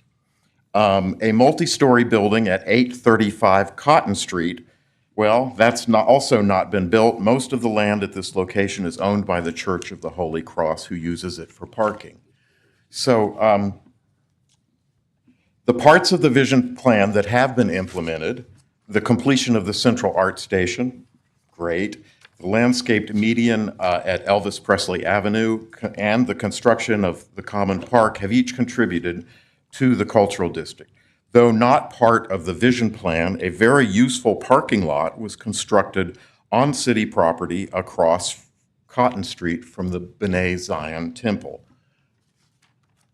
I'm out of time, huh? Sorry, can I just make one last point? A vision plan needs to be rethought over time, and in 15 years, so much of the vision has not been implemented. So Providence House has recently evaluated the needs of their organization and developed plans for an expansion project on their own property that is best suited to what they need now. This group of new residential structures will place people in the heart of the Shreveport Common Cultural District. These buildings at this corner of the park will increase the sense of enclosure within the space. The scale of the 4-story structure will help to balance the size of the performance pavilion, which is kind of large. If you look at the initial illustrations, it was a tiny little tent on the corner of the property. This new construction will be a major step forward in the realization of Shreveport Common and its uncommon mix of community, creativity, authenticity, and sustainability. So thank you, and sorry for going over time. Thank you very much. All right. All ladies and gentlemen, is there anyone else? Hello, I'm Francesca Benton Moreland. My mailing address is 900 Piermont Road, Suite 212, Shreveport, 71106. I've had the pleasure to work with Sharpell from a communication standpoint. We found that many people don't really realize what Providence House is about. When we hear homeless, what we're talking about is families with children specifically and exclusively. So I wanted to share with you my thoughts about why I feel the stars have aligned for this project to move forward. We have the vision, thanks to Sharpell, that's new, on how to bridge the gap from temporary homelessness to homeownership within a supportive, nurturing environment. Bloomberg and the city of Shreveport we've been offered an unprecedented financial gift from Bloomberg. They agree. Those dollars are coming in from outside of this state. The city designated them for this purpose to facilitate a community solution that will serve as a model for other programs nationwide. Those dollars come with expectations. We have milestones to meet. We have a fast approaching deadline to execute. We must stay the course now or risk losing that endorsement that provides critical funding to address real needs in our community. We have unanimous blessings from the DDA and from the Historic Preservation Commission, so they think so too. The landowners thought so when they gave the land to Providence House. They were waiting for that moment. The moment is now. That gift of land was intended for just such a moment as a catalyst for elevating lives and this community. We have the right organization backing this program. Providence House has a stellar reputation for its work since 1988 in helping families in transition from homelessness to home ownership. Most of us can think back to a moment in time when we needed someone to believe in us, lend us a hand perhaps. Now think about that and add children to that equation. At Providence House, the campus expansion will be a place of inclusiveness with neighbors helping neighbors right next door, a community populated by motivated, goal-oriented, hardworking families who are on their way to get back to a place of independence. As homeowners, creators of generational wealth. That's something people don't think about when they think about Providence House, I'll bet. And passing everything that they learned on forward that they've learned from Providence House. That's the stuff that communities move forward with, that they're made of, real communities. But that's not all. This campus expansion, this place of inclusiveness, will by its very nature, its visionary leadership and robust network of community partners, even its thoughtful, yes, joyful architectural plans, will lend limitless opportunities to neighboring organizations to participate in creative ways, impactful ways, to promote the success of the mission, homelessness to homeownership, and our community. I thank you for your time. Thank you very much. We appreciate that. Is there anyone else who would care to make us any comments? Wow. All right then. Well, ladies and gentlemen, thank you so much for your interest in seeing this project move forward. It is my opportunity now to ask if there's anyone present who would care to speak in opposition to this particular request today. If you're in opposition, please come forward. Suppose I can go first. Jason Brown, 975 Texas Avenue. This is tough. It really is. It takes a lot of courage to come up one by one and tell your story about how Providence House helped you and what they've done for you. They're incredible stories. I'm moved by every single one, and I'm touched as well. They've done so much good. It also takes even more courage to stand up and oppose what they wish to do. And it's not because I almost thought listening to the stories that we're having a meeting about someone trying to shut down Providence House. As if this organization is going to cease to exist. We're going to bulldoze it to the ground for some progress in modernity, maybe a highway or something like that. And look at the good they've done. But that's not why we're here. We're here because the rules, the rule of law. We have spent over a decade fighting amongst ourselves, working with ourselves on countless thousands of hours. The MPC, every department with the city, every NGO and every organization in Shreveport met on the master plan, on the UDC. So much time, effort, and money was invested into this plan. Some of you may remember that when the Historic Commission was formed, I was against it. I was the only person who spoke against the Historic Commission at the Randall T. Moore Center. Because I like the idea, like Mr. Coe does, that you can do whatever you want with your property. It's your property, do what you want with it. But the city of Shreveport, the citizens, my neighbors, my community, disagreed with me. They said, we want to have this development code, we want to have these standards, we want to set up a historic arts district. We want to start pouring millions of dollars and effort into this district to do certain things. And it's important. So here we are today with a plan which is described by their own architect as a hotel project. This looks like a building that you would see on the side of the road, on the interstate off-ramp, looking to catch a quick 12 hours of sleep and move down the road. Now, is it needed? Do we need these types of projects? Sure, absolutely. But there's a lot of talk about what this area was to represent. If I came to you today and said I wanted to put a Motel 6 right there, there would be lines out the door.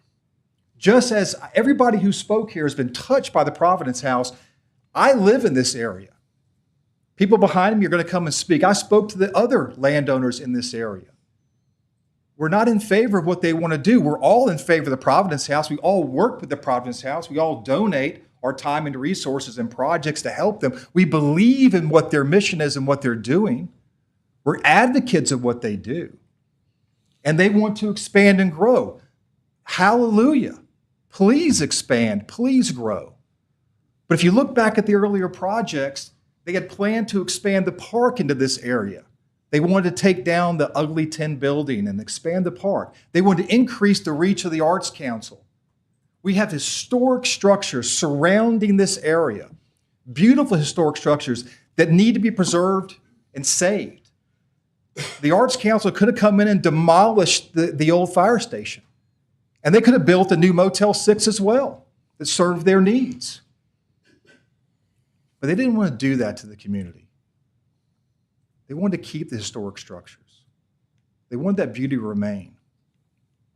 And what Providence House wants to do now is grow. They want to grow today, and they want to grow again tomorrow. Well, if you look at this little plot of land, where are they going to grow tomorrow? Building a high-rise building, another bigger Motel 6, right there. This is on the backdrop of that park where so much time and money was spent developing this. And the people, the property owners that surround this area, the neighbors of the Providence House, it's so hard. I mean, this is not a repudiation of the Providence House. We love the Providence House. These are our friends and neighbors. We want them to succeed and do well. The only opposition is this structure, how large this structure is. The design of it is incongruent with any other historic building in the area. It's a modern Motel 6. It's a hotel project with 4 row houses. We are besieged with blight all over our downtown area. The Arts District, the city, many of the organizations could work easily and try to work with the Providence House to show maybe an alternate location to build something that might be more congruent with the neighborhood, have expandability, room to grow. They have a daycare center right across Cotton Street. There are these wonderful things. But the problem is what they're proposing right now, and Mr. Coe was right. He says once we build this structure, there won't be any negativity associated with it. There won't be a reverse that happens. Well, I don't know that he can guarantee that. Do we believe in the mission? Do the property owners that I've spoken with believe in the mission of the Providence House? 100%. But the people that are property owners in this area also believed in the mission of the citizens of Shreveport, and they and myself and others have been investing our own money, our own time in developing this area because we believe in the vision that you created. And now what happens is, here comes the first organization saying, I know you spent so much time and effort in getting the citizens to agree to the UDC and the master plan, but we want you to forego that.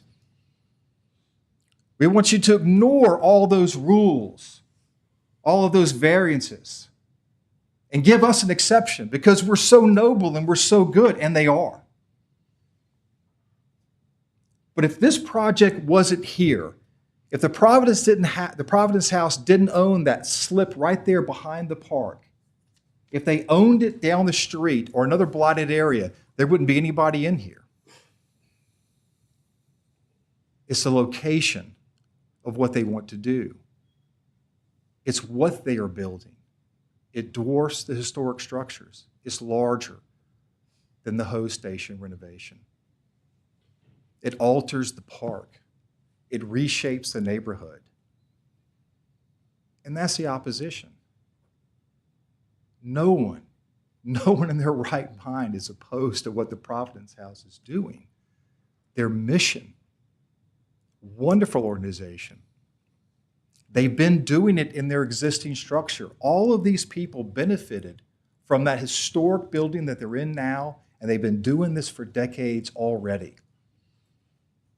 But what they want to do is they want to expand and grow, and as their architect said, they want to put a hotel project here. And the property owners that we live there that are investing, we're just against the hotel project. We don't think it's the right fit. And we know it's not the right fit because it violates all of these variances and all of these rules that not only did the MPC create in the city of Shreveport, but the citizens all agreed to, we all agreed to. Even if it's something that affects me, it's what my community wanted. I wouldn't come up here and ask you to change it just for me because I'm a great guy. Like Mr. Chavez, I didn't sit here in this commission, but I worked in government. As an assistant DA, I upheld the rules. Man, it's tough upholding the rules sometimes. And sometimes people would come and say, well, don't hold me accountable. Why can't I get away with this one? Why can't I the rules don't apply to me this one time? What would the citizens think of me if I just changed the rules for people that I wanted to, that I liked. If you change the rules, there are no rules. You change the rules, all that effort, all that time, all that money, all that investment that we put into the master plan, the UDC, and everything else, it's meaningless. It doesn't matter. And so my opposition to this project is not a repudiation of my friends and neighbors and the people that I cherish so much at the Providence House. I want them to continue to do the wonderful work they're doing. We're simply asking, as the neighbors, as the property owners adjacent and around them, just not the big motel right against the park. There are plenty of places in Shreveport that would benefit from just a wonderful new construction. It's just not right there. Thank you. Mr. Brown, thank you very much. Are there any questions? Any questions? from I'm Mr. Brown, sorry. from board members? Thank you, sir. Getting me done in 10 minutes is a record. If there's anyone else Thank you. present who care to speak in opposition, you have 3 minutes. Anyone else who care to speak in opposition?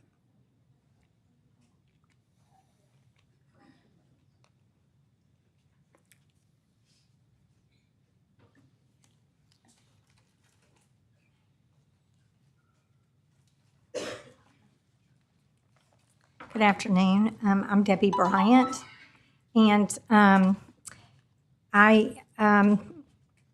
here just to express some concerns. I did send a letter to the MPC, hand-delivered it. Ms. Bohannon, would you sorry, my address is 9640 Tammy Avenue, Shreveport, Louisiana, 71106. My husband and I are property owners in downtown Shreveport Historic District, Shreveport Common. We originally bought the historic Austin Place, purchased the Ogilvy Weiner Mansion, aka the Florentine Club, in 2011. A lot of the people on the city council know me very well because right after I purchased the house, which we did purchase because we were in effort to save the building from self-destruction and possible city demolition. So right after I purchased the property, I was given a citation from the city that it was not up to property standards, and I came to city council every 6 months for 5 years and showed that I was going to do what I said I was going to do and restore the building. And if y'all go down Austin Place, you can see it looks really great. Still needs some work. About 3 years later, we were given the opportunity to purchase 2 more properties on Austin Place. I own the Christian Hamill House, which we share with the community for tours and teas. I also purchased from the Philadelphia Center their back house, which was completely destroyed by the weather in 2020. We had an ice storm in 2020, so it was completely destroyed. And so my husband and I are very passionate people. We love and appreciate historic buildings. We support the vision of Shreveport Common as well as celebrating history. We especially appreciate the beautiful architecture in this area. I worked 3 jobs to keep the restoration work going on those properties. We've gone to great expense and immense dedication to ensure the integrity of the extensive exterior and interior renovations of our property. We have followed all of the zoning codes in the D1 and AC areas. We understand these were professionally developed by the MPC to ensure and maintain standards for protection of the Shreveport Common Historic Culture District. This also was in place to make sure that our neighbors in the area did the same. I and many other property owners in the district attended all of these pre-zoning meetings, many. so that we could discuss our concerns, considerations for what would be needed and appropriate for the rezoning and requirements and allowances that would be allowed for the historic culture district. Ms. None of Mohan, us. Are you about ready to serve? Oh, I'm sorry. Let me just say just a few things. None of us in this room have anything against the Providence House. It is an excellent organization. I have supported it. Some of the clubs that I'm in also support it. We see the need. We understand the value. But our concern is the variances, and their expansion does not comply with the historic district's standards and city ordinances. And there also are some special standards that are listed in the the U.S. government National Park Services for historic preservation for new construction in the boundaries of historic properties, and that's our concern. We ask that the MPC consider that. We also did not get proper notification of the meeting as well. So that is our reason for opposition. Thank you very much. We appreciate your presentation. And I should hasten to say, is there anyone else who care to speak and be cognizant of the fact that there's perhaps someone behind you that wants to express their concern as well?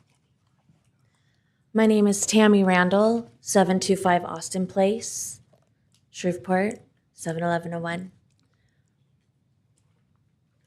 I really hope today that everybody in this room can not just understand, but understand that I believe everybody in this room believes in Shreveport. A lot of us have been in the trenches for a long time. Nobody else like Rutherford House. A shelter is a shelter that serves the community. It's a reflection of the community in which they serve.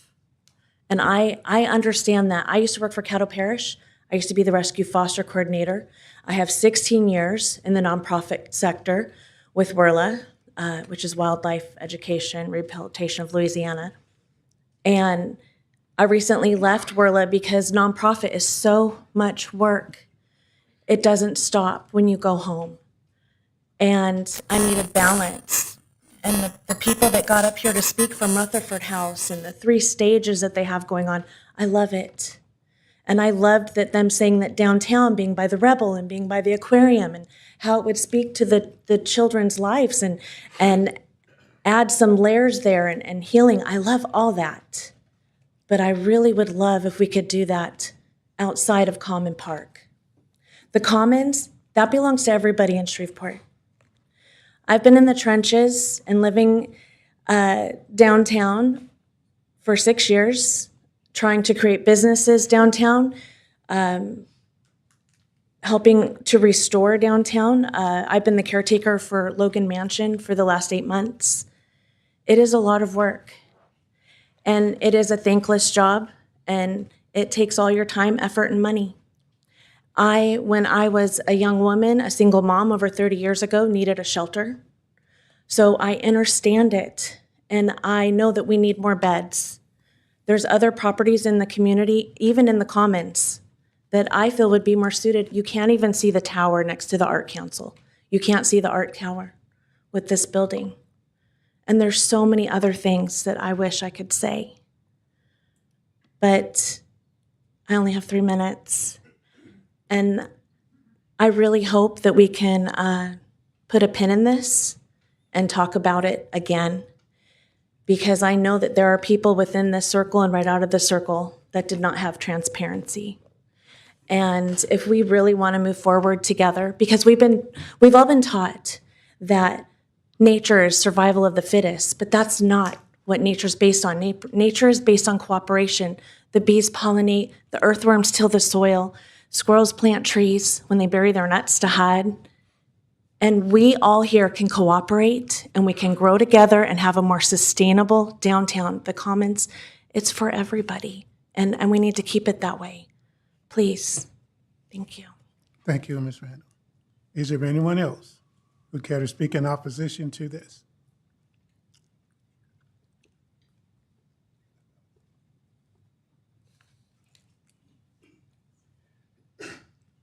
Good afternoon, everyone. Liz Swain, 600 Lake Street. My husband and I own 2 buildings about a block and a half from Caddo Common.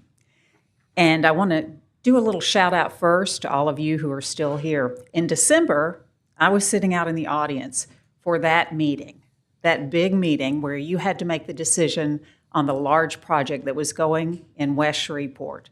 And I was never so impressed by the way that you heard the residents and the property owners nearby, because they are always the ones in projects that come before you that are going to be the most impacted. And so thank you for listening to them and hearing their voices on that day that turned into a night suddenly. So I got to be part of the process of creating Shreveport Common and the Arts District. It was an important and still is an important part of downtown Shreveport. And it's a strong draw for people, for events, and for investment. Art, as we know, and art-related activities draw people, they draw interest, they create excitement, and green spaces and parks do the same thing. And that was one of the reasons why it was so important to put a green space in the middle of that arts district. The area that became Shreveport Common is something, folks, that it's been envisioned for years, but it finally took form on paper as part of the Great Expectations Master Plan, and then later on the UDC. So that's when it was committed to paper. Both of those set out land use and requirements, the rules and requirements to give arts in that district the best chance of survival and of thriving. So Shreveport Common has definitely been a success, thanks to a lot of people in this room. It has changed the direction of an area that we really didn't pay any attention to. It was blighted, it was forgotten. It has brought vibrancy and investment. The Central Arts Council is amazing. The Andrus Artist and Entrepreneur Center, incredible. And it has led in large part also to a big investment at the Fairmont next door. It has not yet reached its full potential. And what has taken so much to create can be easily derailed, as we all know with many projects. So I believe the project before you today, this project on that piece of land, is too much, it's too large, it is too crowded on a postage stamp piece of property, and I believe that by its size, location, and design, it becomes the focal point of Shreveport Common, of that arts district. And over the years, folks, I have also seen problems created by variances and spot zoning. And I worry that the request before you today would do the same, and so I ask that you oppose it. Our opposition is not to Providence House. You have heard that over and over. It is to the size, the location of this proposal, and the variety of changes that you're being asked to approve to make it happen. Thank you for your time. Thank you. Is there anyone else who care to speak in opposition? Anyone else who care to speak in opposition?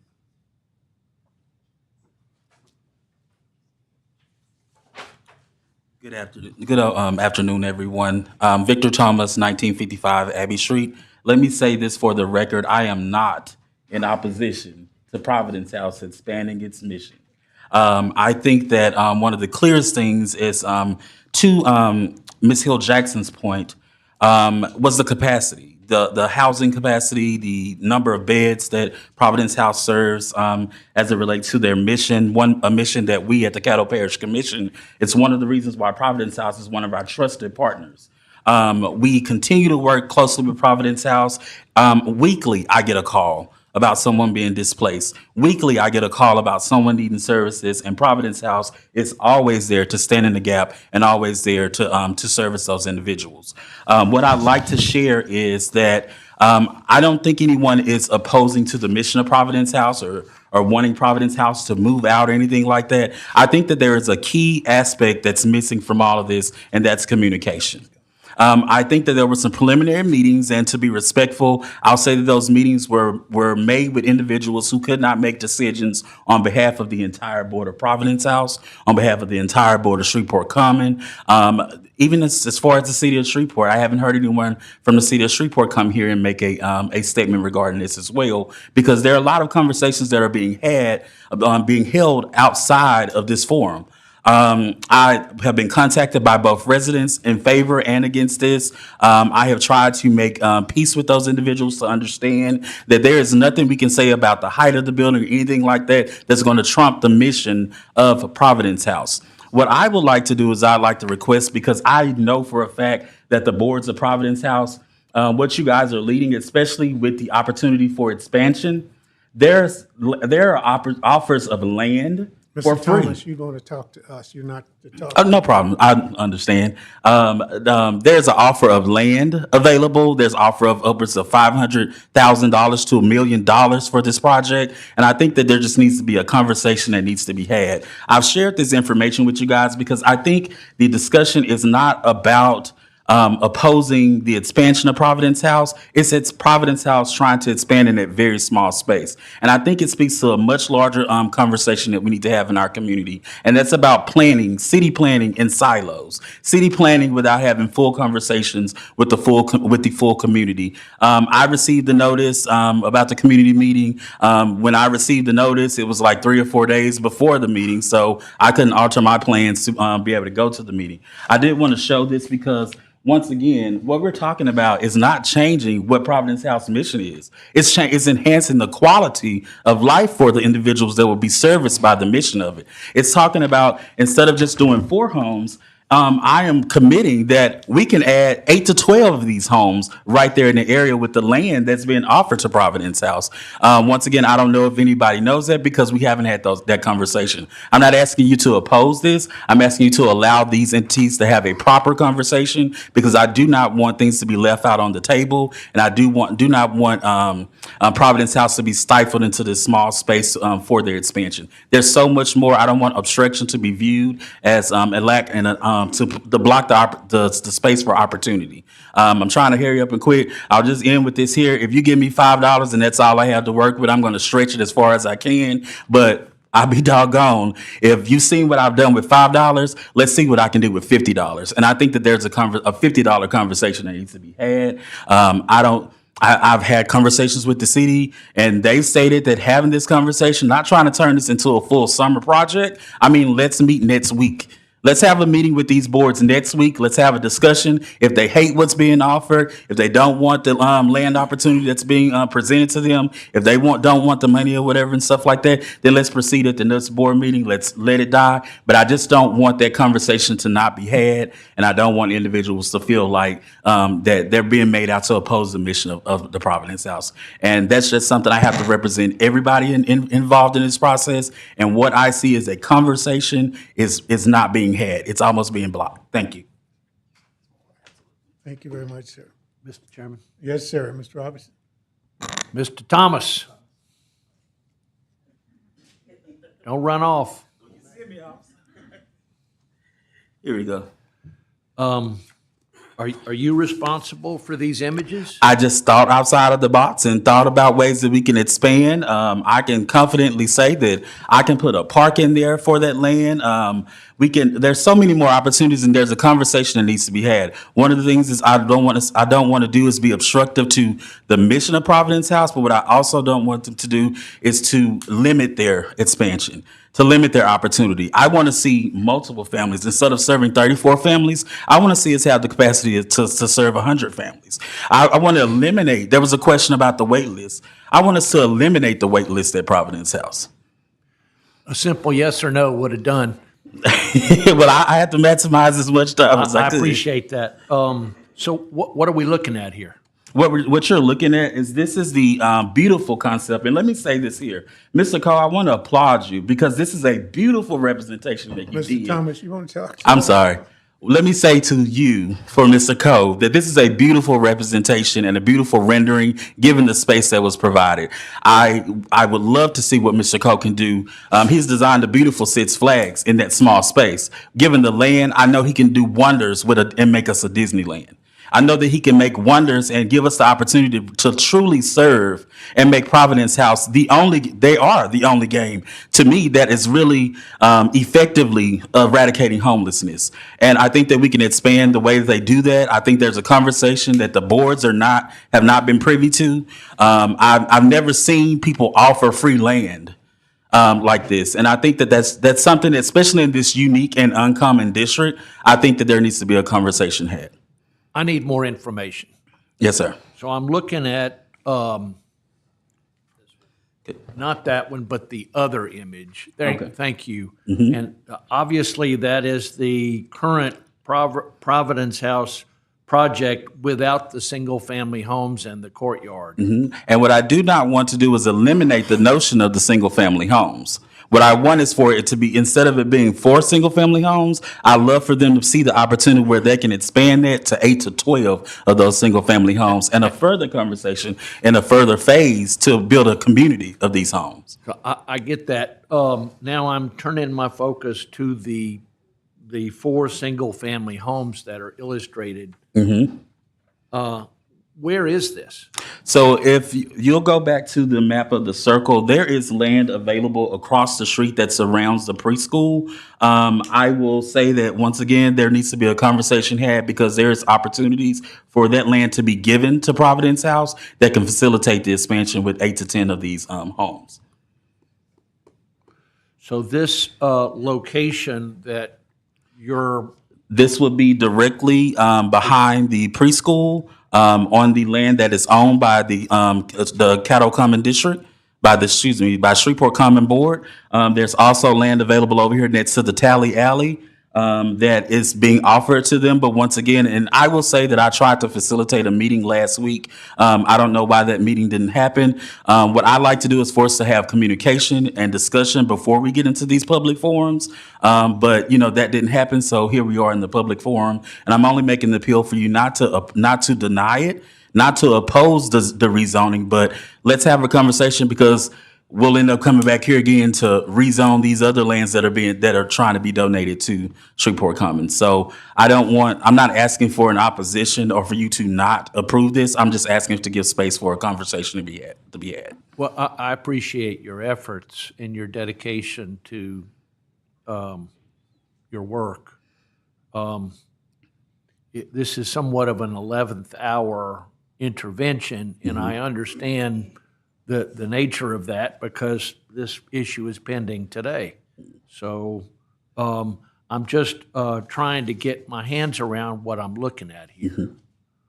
And it could be characterized as speculative, but whatever however you want to describe it, I'm seeking information. Absolutely. And I'll say that as in its current state, if it's approved, I'm still going to support Providence House regardless. I'm thinking long term, not just to satisfy the requirements of a Bloomberg grant. I'm thinking about how do we best utilize Providence House to serve our community at large, not just the 34 families. I want us to be able to serve 150 families at Providence House. And uniquely, there's an opportunity for Providence House to be able to grow and expand their campus footprint to serve that many people. You're familiar with the term NIMBY, correct? I'm sorry, what was that, the term? You're familiar with the term NIMBY? Yes, sir. Not in my backyard? Absolutely. When I hear people talk about this is a great project, just do it somewhere else, it causes me to think wherever that someone else or wherever that somewhere else is would also generate a not in my backyard response. So, Providence House is in the business of helping people who don't have homes. Absolutely. And that puts people on edge, I guess. Certain people. I'm sure if a project like Providence House was proposed on my street in Broadmoor, I'd be a little unnerved about it too. But, they've got reasons for doing what they're doing here, primarily that they own the property and it's right next to their current quarters. So I have a hard time with a an 11th hour pitch to move this somewhere else.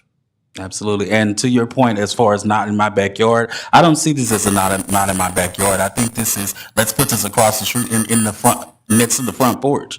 Let's put this out here to where we're not squeezing this into one square spot. Let's build Providence House and enhance their prominence in our community, in the Shreveport Common community. I don't think, I'm not advocating for it to be moved anywhere else. I'm only advocating for it to be bigger. And there's an opportunity for it to be bigger. That's what I'm advocating for. I'm not advocating for you to deny it. I'm just advocating for you to allow us to facilitate the space. I'm willing to send correspondence to all three boards so that they can have an actual transparent conversation, not middleman conversations going on and people carrying water to this place and this place in favor and or against, because that's what I've witnessed. I see this over and over again with many different projects in our community to where we're not able to have a full and comprehensive conversation, and we are, making decisions, and then one side just has to suck it up and deal with it, when we could have come to the table and everyone can be pleased, everyone can happy, and most importantly, the families from Providence House can be served. Thank you. Thank you. Thank you very much, Mr. Thomas. We appreciate that. Is there anyone else who'd care to speak in opposition? Anyone else who'd care to speak in opposition? At this particular time, according to our instructions here, there is an opportunity for any kind of rebuttal, if anyone would care to do that at this time, keeping in mind that we still have a couple of other cases to deal with. Please go right ahead and state your name and mailing address. Thank you. Christopher Coe, 940 College Street, and I may need some assistance from my attorney and our executive director. Let me just make one very particular point. I think Mr. Thomas violated about 50 international copyright laws of mine, and I may have my attorney reach out to him. Mr. Chair. Listen, Mr. Chair. I am not the pay grade where I can speak for the mayor or for the executive director of community development or the executive director for economic development, but those are the three heads from the city of Shreveport who put this program together. They are at this moment up at Harvard, again with Bloomberg. That's why they're not here. Sure, this timing was unfortunate. We can't control that. What I find incredibly sad is we have another public official, a commissioner here, promising things that the rest of the commission has not offered. We've not seen anything in writing, not one single thing, and kind of speaking against something that the city is, in fact, backing. So it seems a little strange. I want to make a couple of clarifications. I know Ms. Jackson left, but we were not planning any more expansion after this. That was never our intention. If the parish owns land and they want to give it to us, sure, we'll do it. In fact, I had to talk Ms. Welch from off the limb to build 40 houses in Ledbetter before this project started. We're still going to do that, but this project comes first because you know why? They own the land. They've always owned the land. Shreveport Common did this master plan without any asking, any input, basically decided that they own the land, they're going to put an empty sculpture garden on it and some parking and some trash cans. They didn't ask anybody. If you look at the 2011 master plan, the expansion campus for Providence House is on land Providence House doesn't own. It's on city land, county land, railroad land. It's on an alley. It's on railroad tracks. Are you really telling me we're going to put homeless children in the alley by the railroad tracks? That's the best place? So all of this is incredibly disingenuous. I find it a dog whistle. I am corresponding with Bill Robertson here. I'm upset because the idea that we didn't notice, that the staff didn't give notice, that we didn't do the outreach is completely not true. That is a dog whistle to NIMBYism. The first tactic, delay. The reason we can't delay is because the money from Bloomberg comes with expectations. We're supposed to be starting construction here at the end of the summer. That's how fast this thing is. It's modular construction, which can go fast, but we need the approval to start. Every staff report you have, including the Historic Preservation Commission, unanimous. People are trying to relitigate the HPC meeting. They should have known about it. It was noticed. The staff noticed everybody. The public notices are always in the mail, always in the paper, always on the news. That was a unanimous decision, so I don't think we can relitigate that. And then your staff just says clearly, listen, there are nuances in the code, and there are avenues for correcting those nuances. That's all we're asking. We think it was a mistake in 2016 for whatever reason, And I think it was without the dialogue of the founders of Providence House, without the dialogue of the leadership at Providence House in 2016 to literally snatch away their current uses. They snatched away group home, shelter, and social services. And so that's why we're having to make the request. I'm going to make one more clarification. When I mentioned hotel, I meant the quality level of the building and the interior. This is obviously an apartment building. An apartment building can be built by right on this land, right? We could do that. A hotel could be built by right on this land, but only because group home. That's the only flag that got put in for some reason in the use matrix in 2016. I'm not trying to be devious about it. I don't know if anyone was being intentional, but it just seems very suspicious to me. So that's my 2 cents. I'll just say, again, your staff report is stellar as far as we're concerned. The proposed zoning is consistent with the intent of the adopted master plan. The new construction is consistent with the broader development objectives for the corridor. And let me give you one more personal note. I'm a landowner in downtown, about 2 blocks from here. I'm a Shreveport native. I was gone for a long time. 40 years ago to this month, I presented my thesis project at Yale University on Ledbetter Heights, downtown Shreveport, and this triangle of land. Maybe it's fate. Maybe it followed me. I came home to retire. But when I moved back to Shreveport and I saw what had been done to this neighborhood, I was in shock. And I thought, I'm going to be a landowner and I'm going to pitch in. I've got a certain number of skills. I'm going to help. It is my privilege to stand with Sharpell and all of these residents. I know people aren't bagging on Providence House and their mission, but this is disingenuous, unfounded fear. And somebody needs to give me the stats and tell me what problems Providence has caused versus what problems have been caused in that park, because there aren't enough eyes and there's not enough security. The reverse has happened. The negative impacts have been from the empty, unpoliced park onto Providence House. Mr. Coe, thank you very much. Now, out of respect for Mr. Irving and Ms. Welch, our council has informed us that only one person has the opportunity to participate in the rebuttal. I got him here just in case I needed to ask a We question. appreciate your enthusiasm, but that's where we are at this stage of our opportunity for hearing a rebuttal. Okay?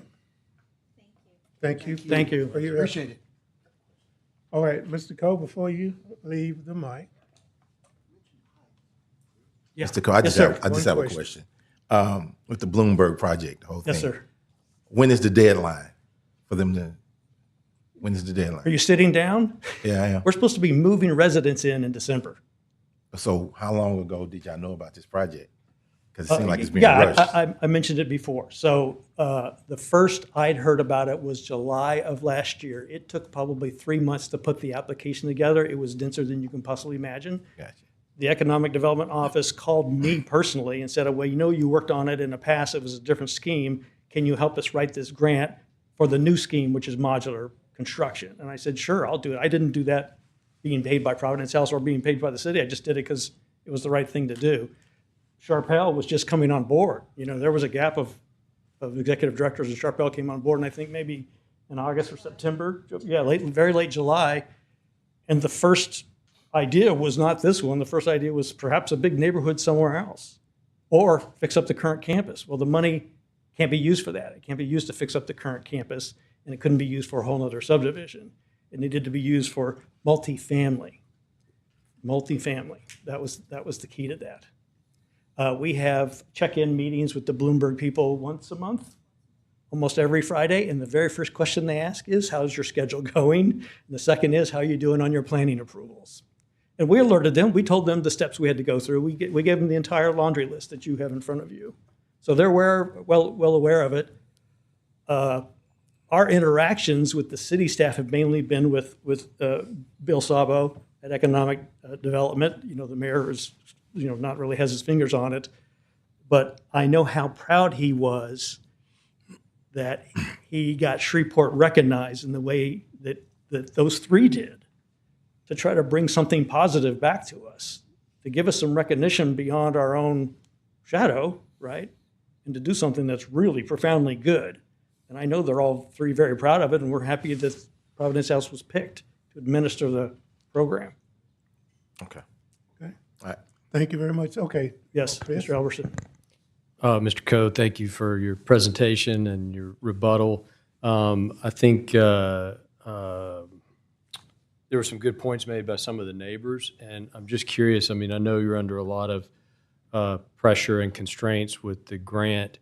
Are there ways that you think that your team and the ownership and board could continue to work with the residents with respect to this particular project, should we approve the zoning change? Yeah, here let me. To specifically alleviate whatever No, appreciate concerns it. that are brought up. Let me try to map out the outreach a little bit.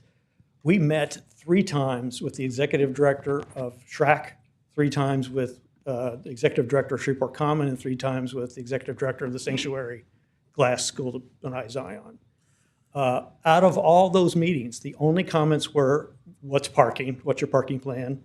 And again, I mean, not to speak out of school, but I mean, I think it's unfortunate that this got tacked on to our approval. I think that should just go away because it's just not required at all, and it's not a functional problem for Providence House. And the second one was, what about views? And so, we did a view study. That was it. That was it. And then they all 3 of them said, well, you know what? Our meeting schedule for our boards don't fit into the schedule that you've got for your planning meetings, plus it's summer. So we usually meet every 2 months or something. So it just wasn't convenient. So we said, oh, is it okay we reach out to your board members individually? Sure, no problem. I met with Henry Price, the president of the SHRAC board. Lovely guy, in a conversation that would have normally been 30 minutes. We were together an hour and a half. And he gave us that great idea about expanding the paving to link the 2 projects. All very positive. No complaints, no concerns. We met with Bruce Allen, the artist who's vice president of SHRAC. Thrilled. Loved everything about it. He was thrilled. Thrilled that we're going to put more of his blue trees in the paving. We met with Connor Peterson, who's on the board of Shreveport Common. Absolutely thrilled, very pro. There's probably 4 others that I'm forgetting. David Nelson, property owner here, thrilled about it, loves everything about it. So, I mean, this wasn't an intentional dish to anybody. This was just not an alignment of the boards. And I'm going to be very frank here. We just heard rumors. No one once ever picked up the phone and said, we don't want this use here. We don't like you changing the zone. That never happened once. Parking and views. That was it. So I don't know if this is subterfuge. I don't know if this is NIMBYism. I don't know if people don't want to come out of the woodwork and really say how they feel about this. But the facts remain. Providence House owns that land. They own that land way before SHREC ever even came to the fire station. And they don't own all the other land that somebody willfully master planned for them. Well, several people here expressed their concerns, and so I would like personally. I think it would be great to not leave any of these offers or opportunities on the table that have been expressed. I would think only if it's somebody who is in a position of leadership, and we thought we did that, Chris. Yeah. That's what's so troubling about all this. Everything else is a rumor. The neighbor down the street just had I don't know if he Mr. Brown. Yeah, I mean, listen, the staff sent out the request, and I think Emily and Hamari will attest. We said, we're concerned about having participation. We want maximum. Expand the radius, signal all the buildings. Invite every resident at the Fairmont, not just the owner. We were very clear about that, and so they'll attest to that. If he didn't get the notice, or if he didn't come, or didn't know about the day, Chris, you and I have both been on both sides of this fence, but that's nothing we can control. He sort of came, or he could have picked up the phone. No one has done that. That's what's so troubling about it. The stuff that we're hearing is all rumor, no official correspondence. And for Mr. Thomas to say we've offered them land is just not true. Put it in writing, get a stamp on it from the commission and the clerk. Then we'll talk. Well, I appreciate all your work and effort and the mission of the Providence House. So. Yeah, well, thank you all. It's been a long afternoon, but obviously it's a worthwhile mission, and I hope you understand my forthrightness is passion and caring. Enjoy. Thank you very much, sir. We appreciate it. All right, board members, we're at a point now where if you have any other comments you'd care to make at this time. If not, I'm calling for a motion. Mr. Chairman? Yes, sir, Mr. Robertson. I don't want to cut off any discussion among board members, but I would like to make a motion in favor, just to lay it on the table. Would you repeat that motion, please? I'd like to motion approval of the project as presented. Okay. We have a motion by Mr. Robertson and a second by Mr. Sada to approve this request. Mr. Chair. Yes, sir. Mr. There was a suggested stipulation. You do not have, this is just a suggestion. Is that included in this or not? Just for clarity. To include the stipulations. Would you ask Mr. Jean to state those stipulations? It was just very simple, just to provide a parking plan. We're not saying that that is essential because of the fact that there is no real parking requirement. But it was a suggestion. It's not something that we're saying that you would have, that we're really urging you to do. But I just want for clarity to say whether or not that's included. And how would that work mechanically? Would the applicants come to the staff and present your plan? Yes, just to be submitted to staff. Their plan? Yes. I'll accept those stipulations. All right. All right, we have a motion in favor of accepting this, approving this particular case. And we have a second by Mr. Sater. All those in favor vote yes. Oppositions vote no.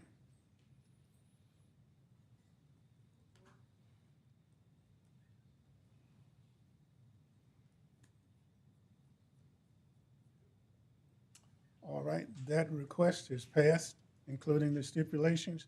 Ladies and gentlemen, please understand, we really appreciate and hope that you have had an ample time and opportunity to express your feelings and your concerns about this case and the others that we've heard today. And we thank you very much for your patience with those who chose to come to the microphone.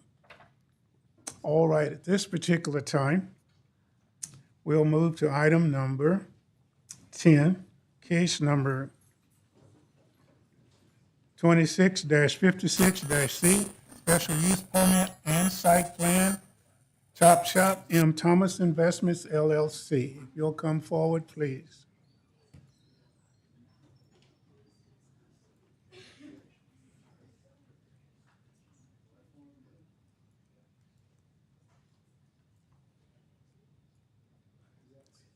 Are you in the room? You might want to come on. I'm just trying to get up. Seems like everybody's available. Might be a good thing for the Chop Shop. I'm not going to say any comments. You said that. Just tell us your name and address, please. My name's Scott Sample. My address, my business address for the Chop Shop is 724 Azalea, Shreveport, Louisiana, 71106. I'm here as the owner of the Chop Shop. We are a small business in Shreveport. We are a meat market. We source local beef, local pork, local products, milk, dairy, all the above for our meat market. I'm not only your butcher, but we're also your farmer. My farm supplies the beef to the shop, and we would like the opportunity to sell beer and wine to our customers. I guess outside of that, that's all we're asking. So we're requesting a special use permit to do so. Board members, any questions? Hearing none, Mr. Samples? Yes. I think we had a question here. I missed it, I'm sorry. Go ahead, I wasn't looking up. I'm sorry, please tell me your name again. Scott Sample. Sample. Sample, Sample. Thank you, Mr. Yes, sir. Sample. You're related to Wade?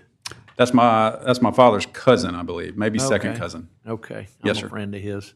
I asked the staff at our pre-meeting this afternoon, Chop Shop, do you serve lunches? We serve, so we have one item on our menu full-time, that's smash burgers. They've become very popular. And then the kitchen staff will also offer a special. I think the special this week is a meatball sub. That's also very good.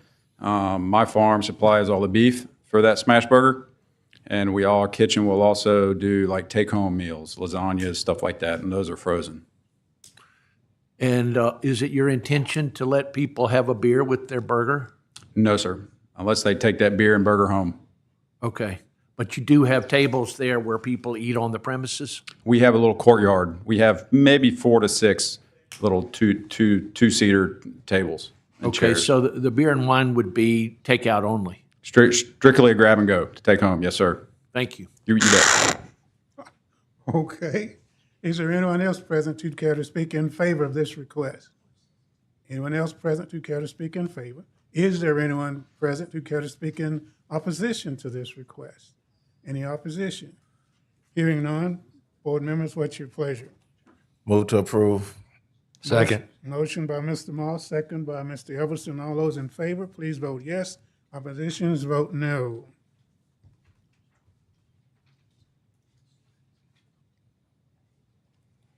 I believe that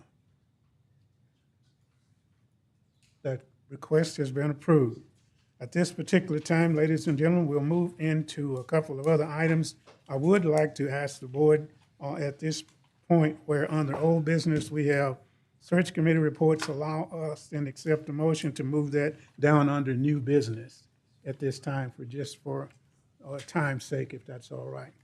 I need a motion. Motion to move. Motion, Mr. Moss, second by Mr. Sater to move the item of search committee report down under new business. All those in favor, please vote yes or raise your hand. All right, that motion carries. Mr. Jean, at this particular time, if you have any kind of information or presentations you'd care to share with the board, then it is your turn, please. I will keep this as brief as possible, since we have a longer meeting today.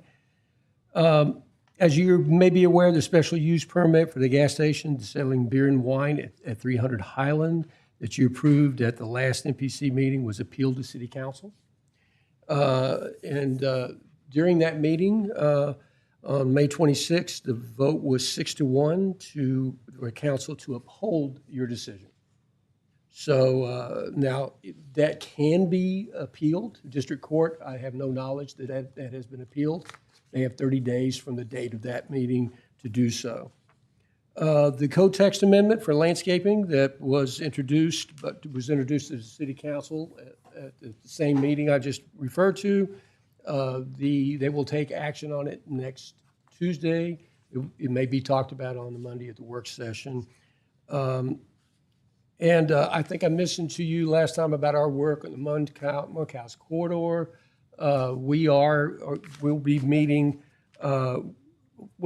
We had a meeting in our office, kind of a planning meeting, to talk about how to approach a possible overlay district in Monkhouse. And so I had done some research, personally done some research, and found 7 cities that have done some similar work, narrowed those down to 3, presented that to the group that we were meeting with. And then San Antonio, Texas, was a city that seemed to be very compatible in some of the things that they were doing. It was an airport corridor study. And so we thought it would be good to reach out to them. I just did a cold call to the director there, and I was very surprised. I got a very immediate response. She called me back very quickly, and now I learned very quickly why. It's because her husband's from Shreveport. And so we had a connection, and I've told this before, but very seldom am I out-talked on a telephone conversation, and I was definitely out-talked on this one. I took copious notes, but I couldn't keep up with the speed, and so at the end of the meeting, I said, would you be willing to get your team together, and then we get our team together, and let's do a teleconference and see what we can learn from one another. And she accepted that. We're doing that on Friday. This is something that I think this peer learning from city to city is something that I think they can learn from us, and that we definitely can learn from them, especially they have done 30, I don't want to exaggerate, 30 studies in 24 months. I don't know how they pulled that off, but I'm sure they have quite a bit, and I don't know that we even scratch the surface in a short meeting, but we can at least get introduced, and I think that we can be able to possibly work together and learn from each other.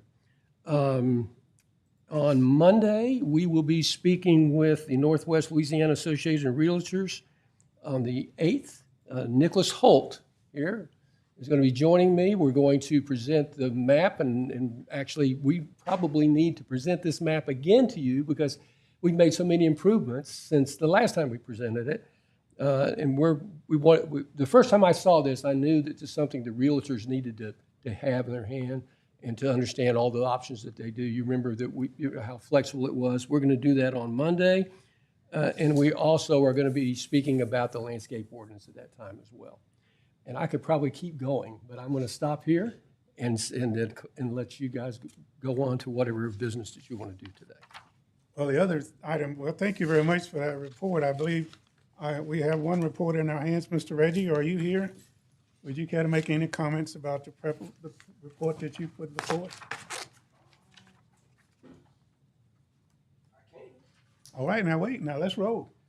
Well, I'm just gonna, y'all have all the list of the businesses that were open in May, the home-based businesses with their locations and district, also the commercial businesses. I just give you a rundown on the numbers. So that's what this document is. This is the first time you shared that with us. Oh, the first time since you've been Since here. I've been here. Thank you. You've been back. I'm You've been impressed. back. I am impressed. Yeah. Okay. So that way you can have a full list of the names and the locations. Great, thank you. Instead of just the number. Got you. Thank you, sir. So that's something that y'all can look at your Okay. So, you good on the report? Yes, sir. Thank you so much. All right. One other thing, Chair, I witnessed something today. Yes, sir. That was very impressive, and about Mr. Jordan.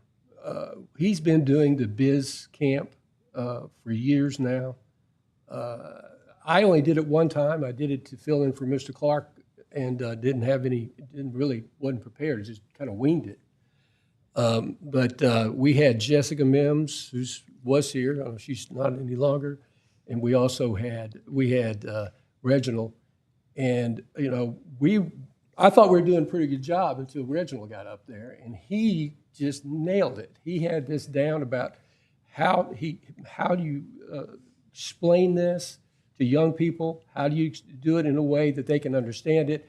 And the rapport that he had with them was just excellent. I just want to congratulate him for doing a really good job today in Biz Camp. Youth does have its advantages, don't it, Mr. Reggie? Oh, yeah. Congratulations. So the youth are our future. So, we will explain to them how to open a business and the proper steps to take to open and start a business in the city of Shreveport. So, being an entrepreneur myself, I gave them some of my personal knowledge and just, try to point them in the right direction and give them some motivation and inspiration to become young entrepreneurs. Great. Well, we appreciate you representing us well. Thank you very much. Any other comments? All right, at this particular time, at the 1:30 hour upstairs today, we had a call meeting of the search committee that was tabled a few weeks ago as it relates to the executive director's position here at the Shreveport Metropolitan Planning Commission Board organization. And one of the things that came out of that call meeting is to request that the board allow us to put that particular search committee's project back on the table for discussion at this particular time. And I will entertain a motion from someone to do that. And then we'll talk a little bit about where we want to go. Motion to put it back on the table. We have a second. Motion by Mr. Moss, second by Mr. Sater, that the search committee's opportunity to be put back on the table for discussion today. All those in favor vote yes. Oppositions no. Hand vote. Hand vote, will hand vote work? All right. Okay, it was a request from the search committee to put the search committee process back on the table for discussion at this board meeting today, and to do a report from that committee. And there was a motion by Mr. Moss and second by Mr. Harrell, and the vote was yes, in favor.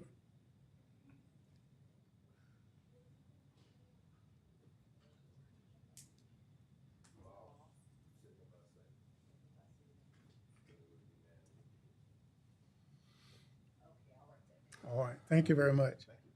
At this particular time, what the search committee was requesting to do to the board members that are present is to take a considerate look at the decisions that were made several months ago as it relates to the process of a search committee in finding or identifying someone to become the executive director for this particular organization.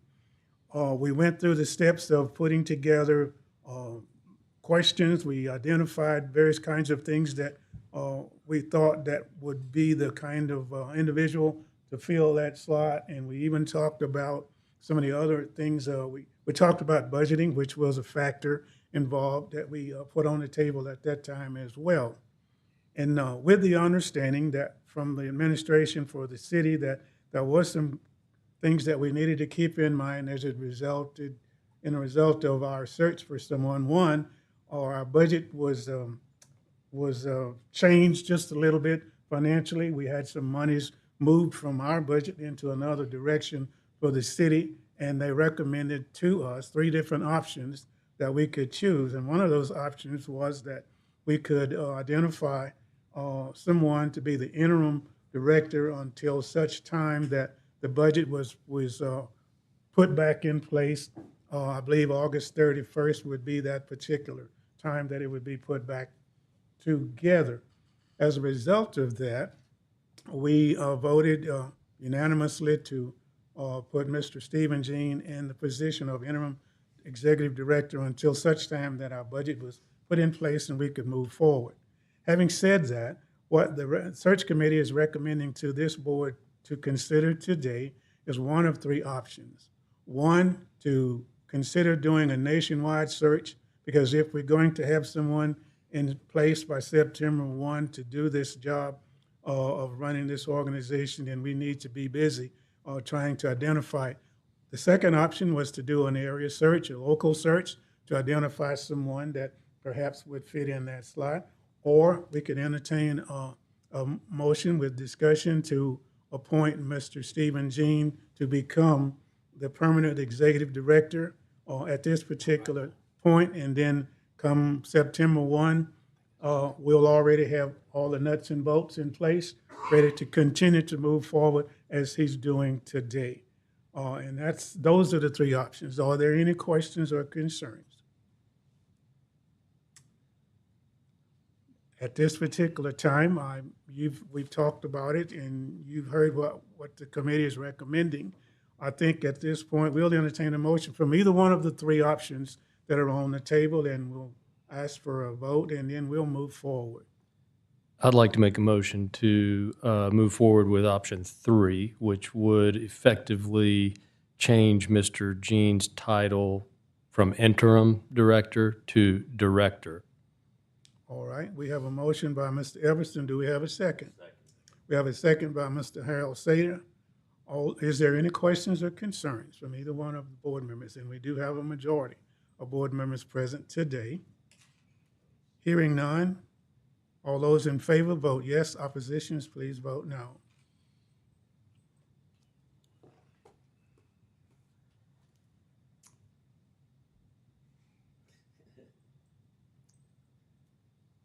At this particular time, the majority of the board at this time votes to appoint Mr. Stephen Jean to be our new executive director for the Shreveport Metropolitan Planning Commission. And I believe he's being called back into the chambers.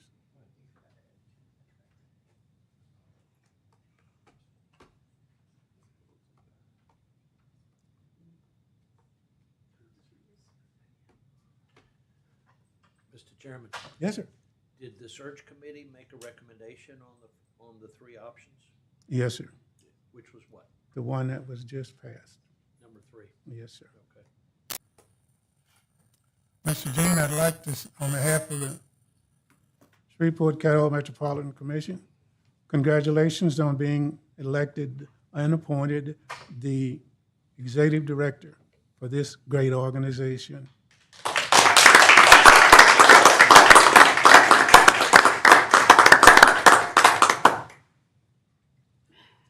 I think it would be appropriate if you catch your wind and make any comments you'd care to make before 6 p.m.?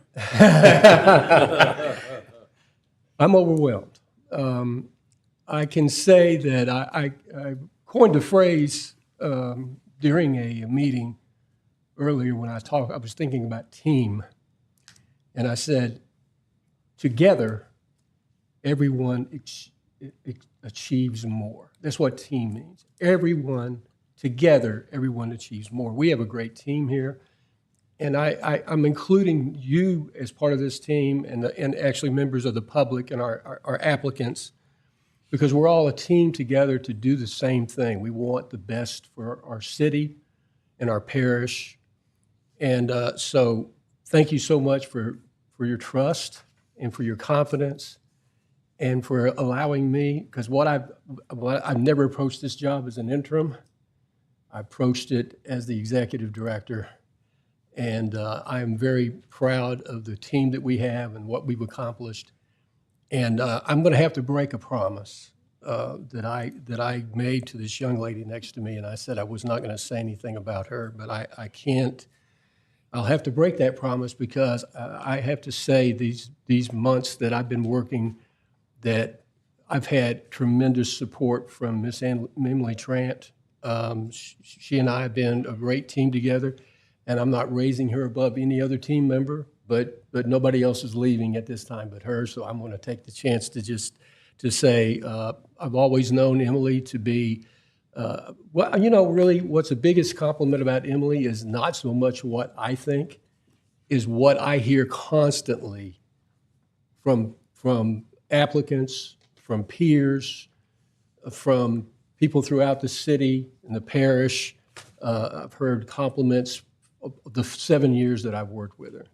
Emily's not the type of person that likes a lot of public accolades. She's a very humble person, and that's the reason I promised her I wasn't going to do this. But since you guys said what you did and did what you did, I didn't want to be remiss to at least say that without support of this staff, including her, we would not be here and sitting in this chair and having this opportunity to move forward.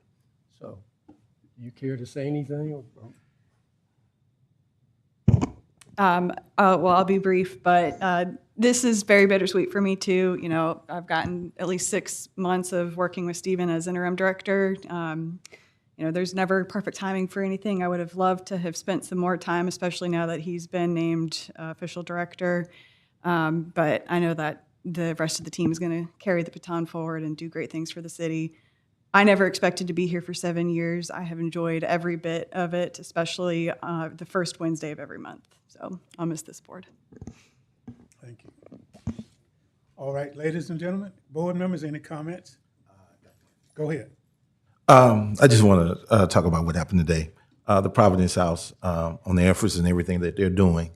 I think that the outpour of people that came out to speak on the Providence House, it was touching.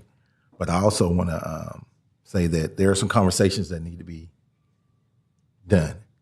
Some conversations, some meetings need to be taken, because listening to Mr. Thomas and some things, there are some things that are out there, some other opportunities that might be out there for the Providence House. And we don't want to overlook them. I know we have to meet deadlines and everything, but sometimes deadlines can cause you to miss other things that can happen. So at some point, y'all need to get together and work this thing out, because this is approved. Now, if there's some more land out there, that means there's more space for you to do to move your mission forward.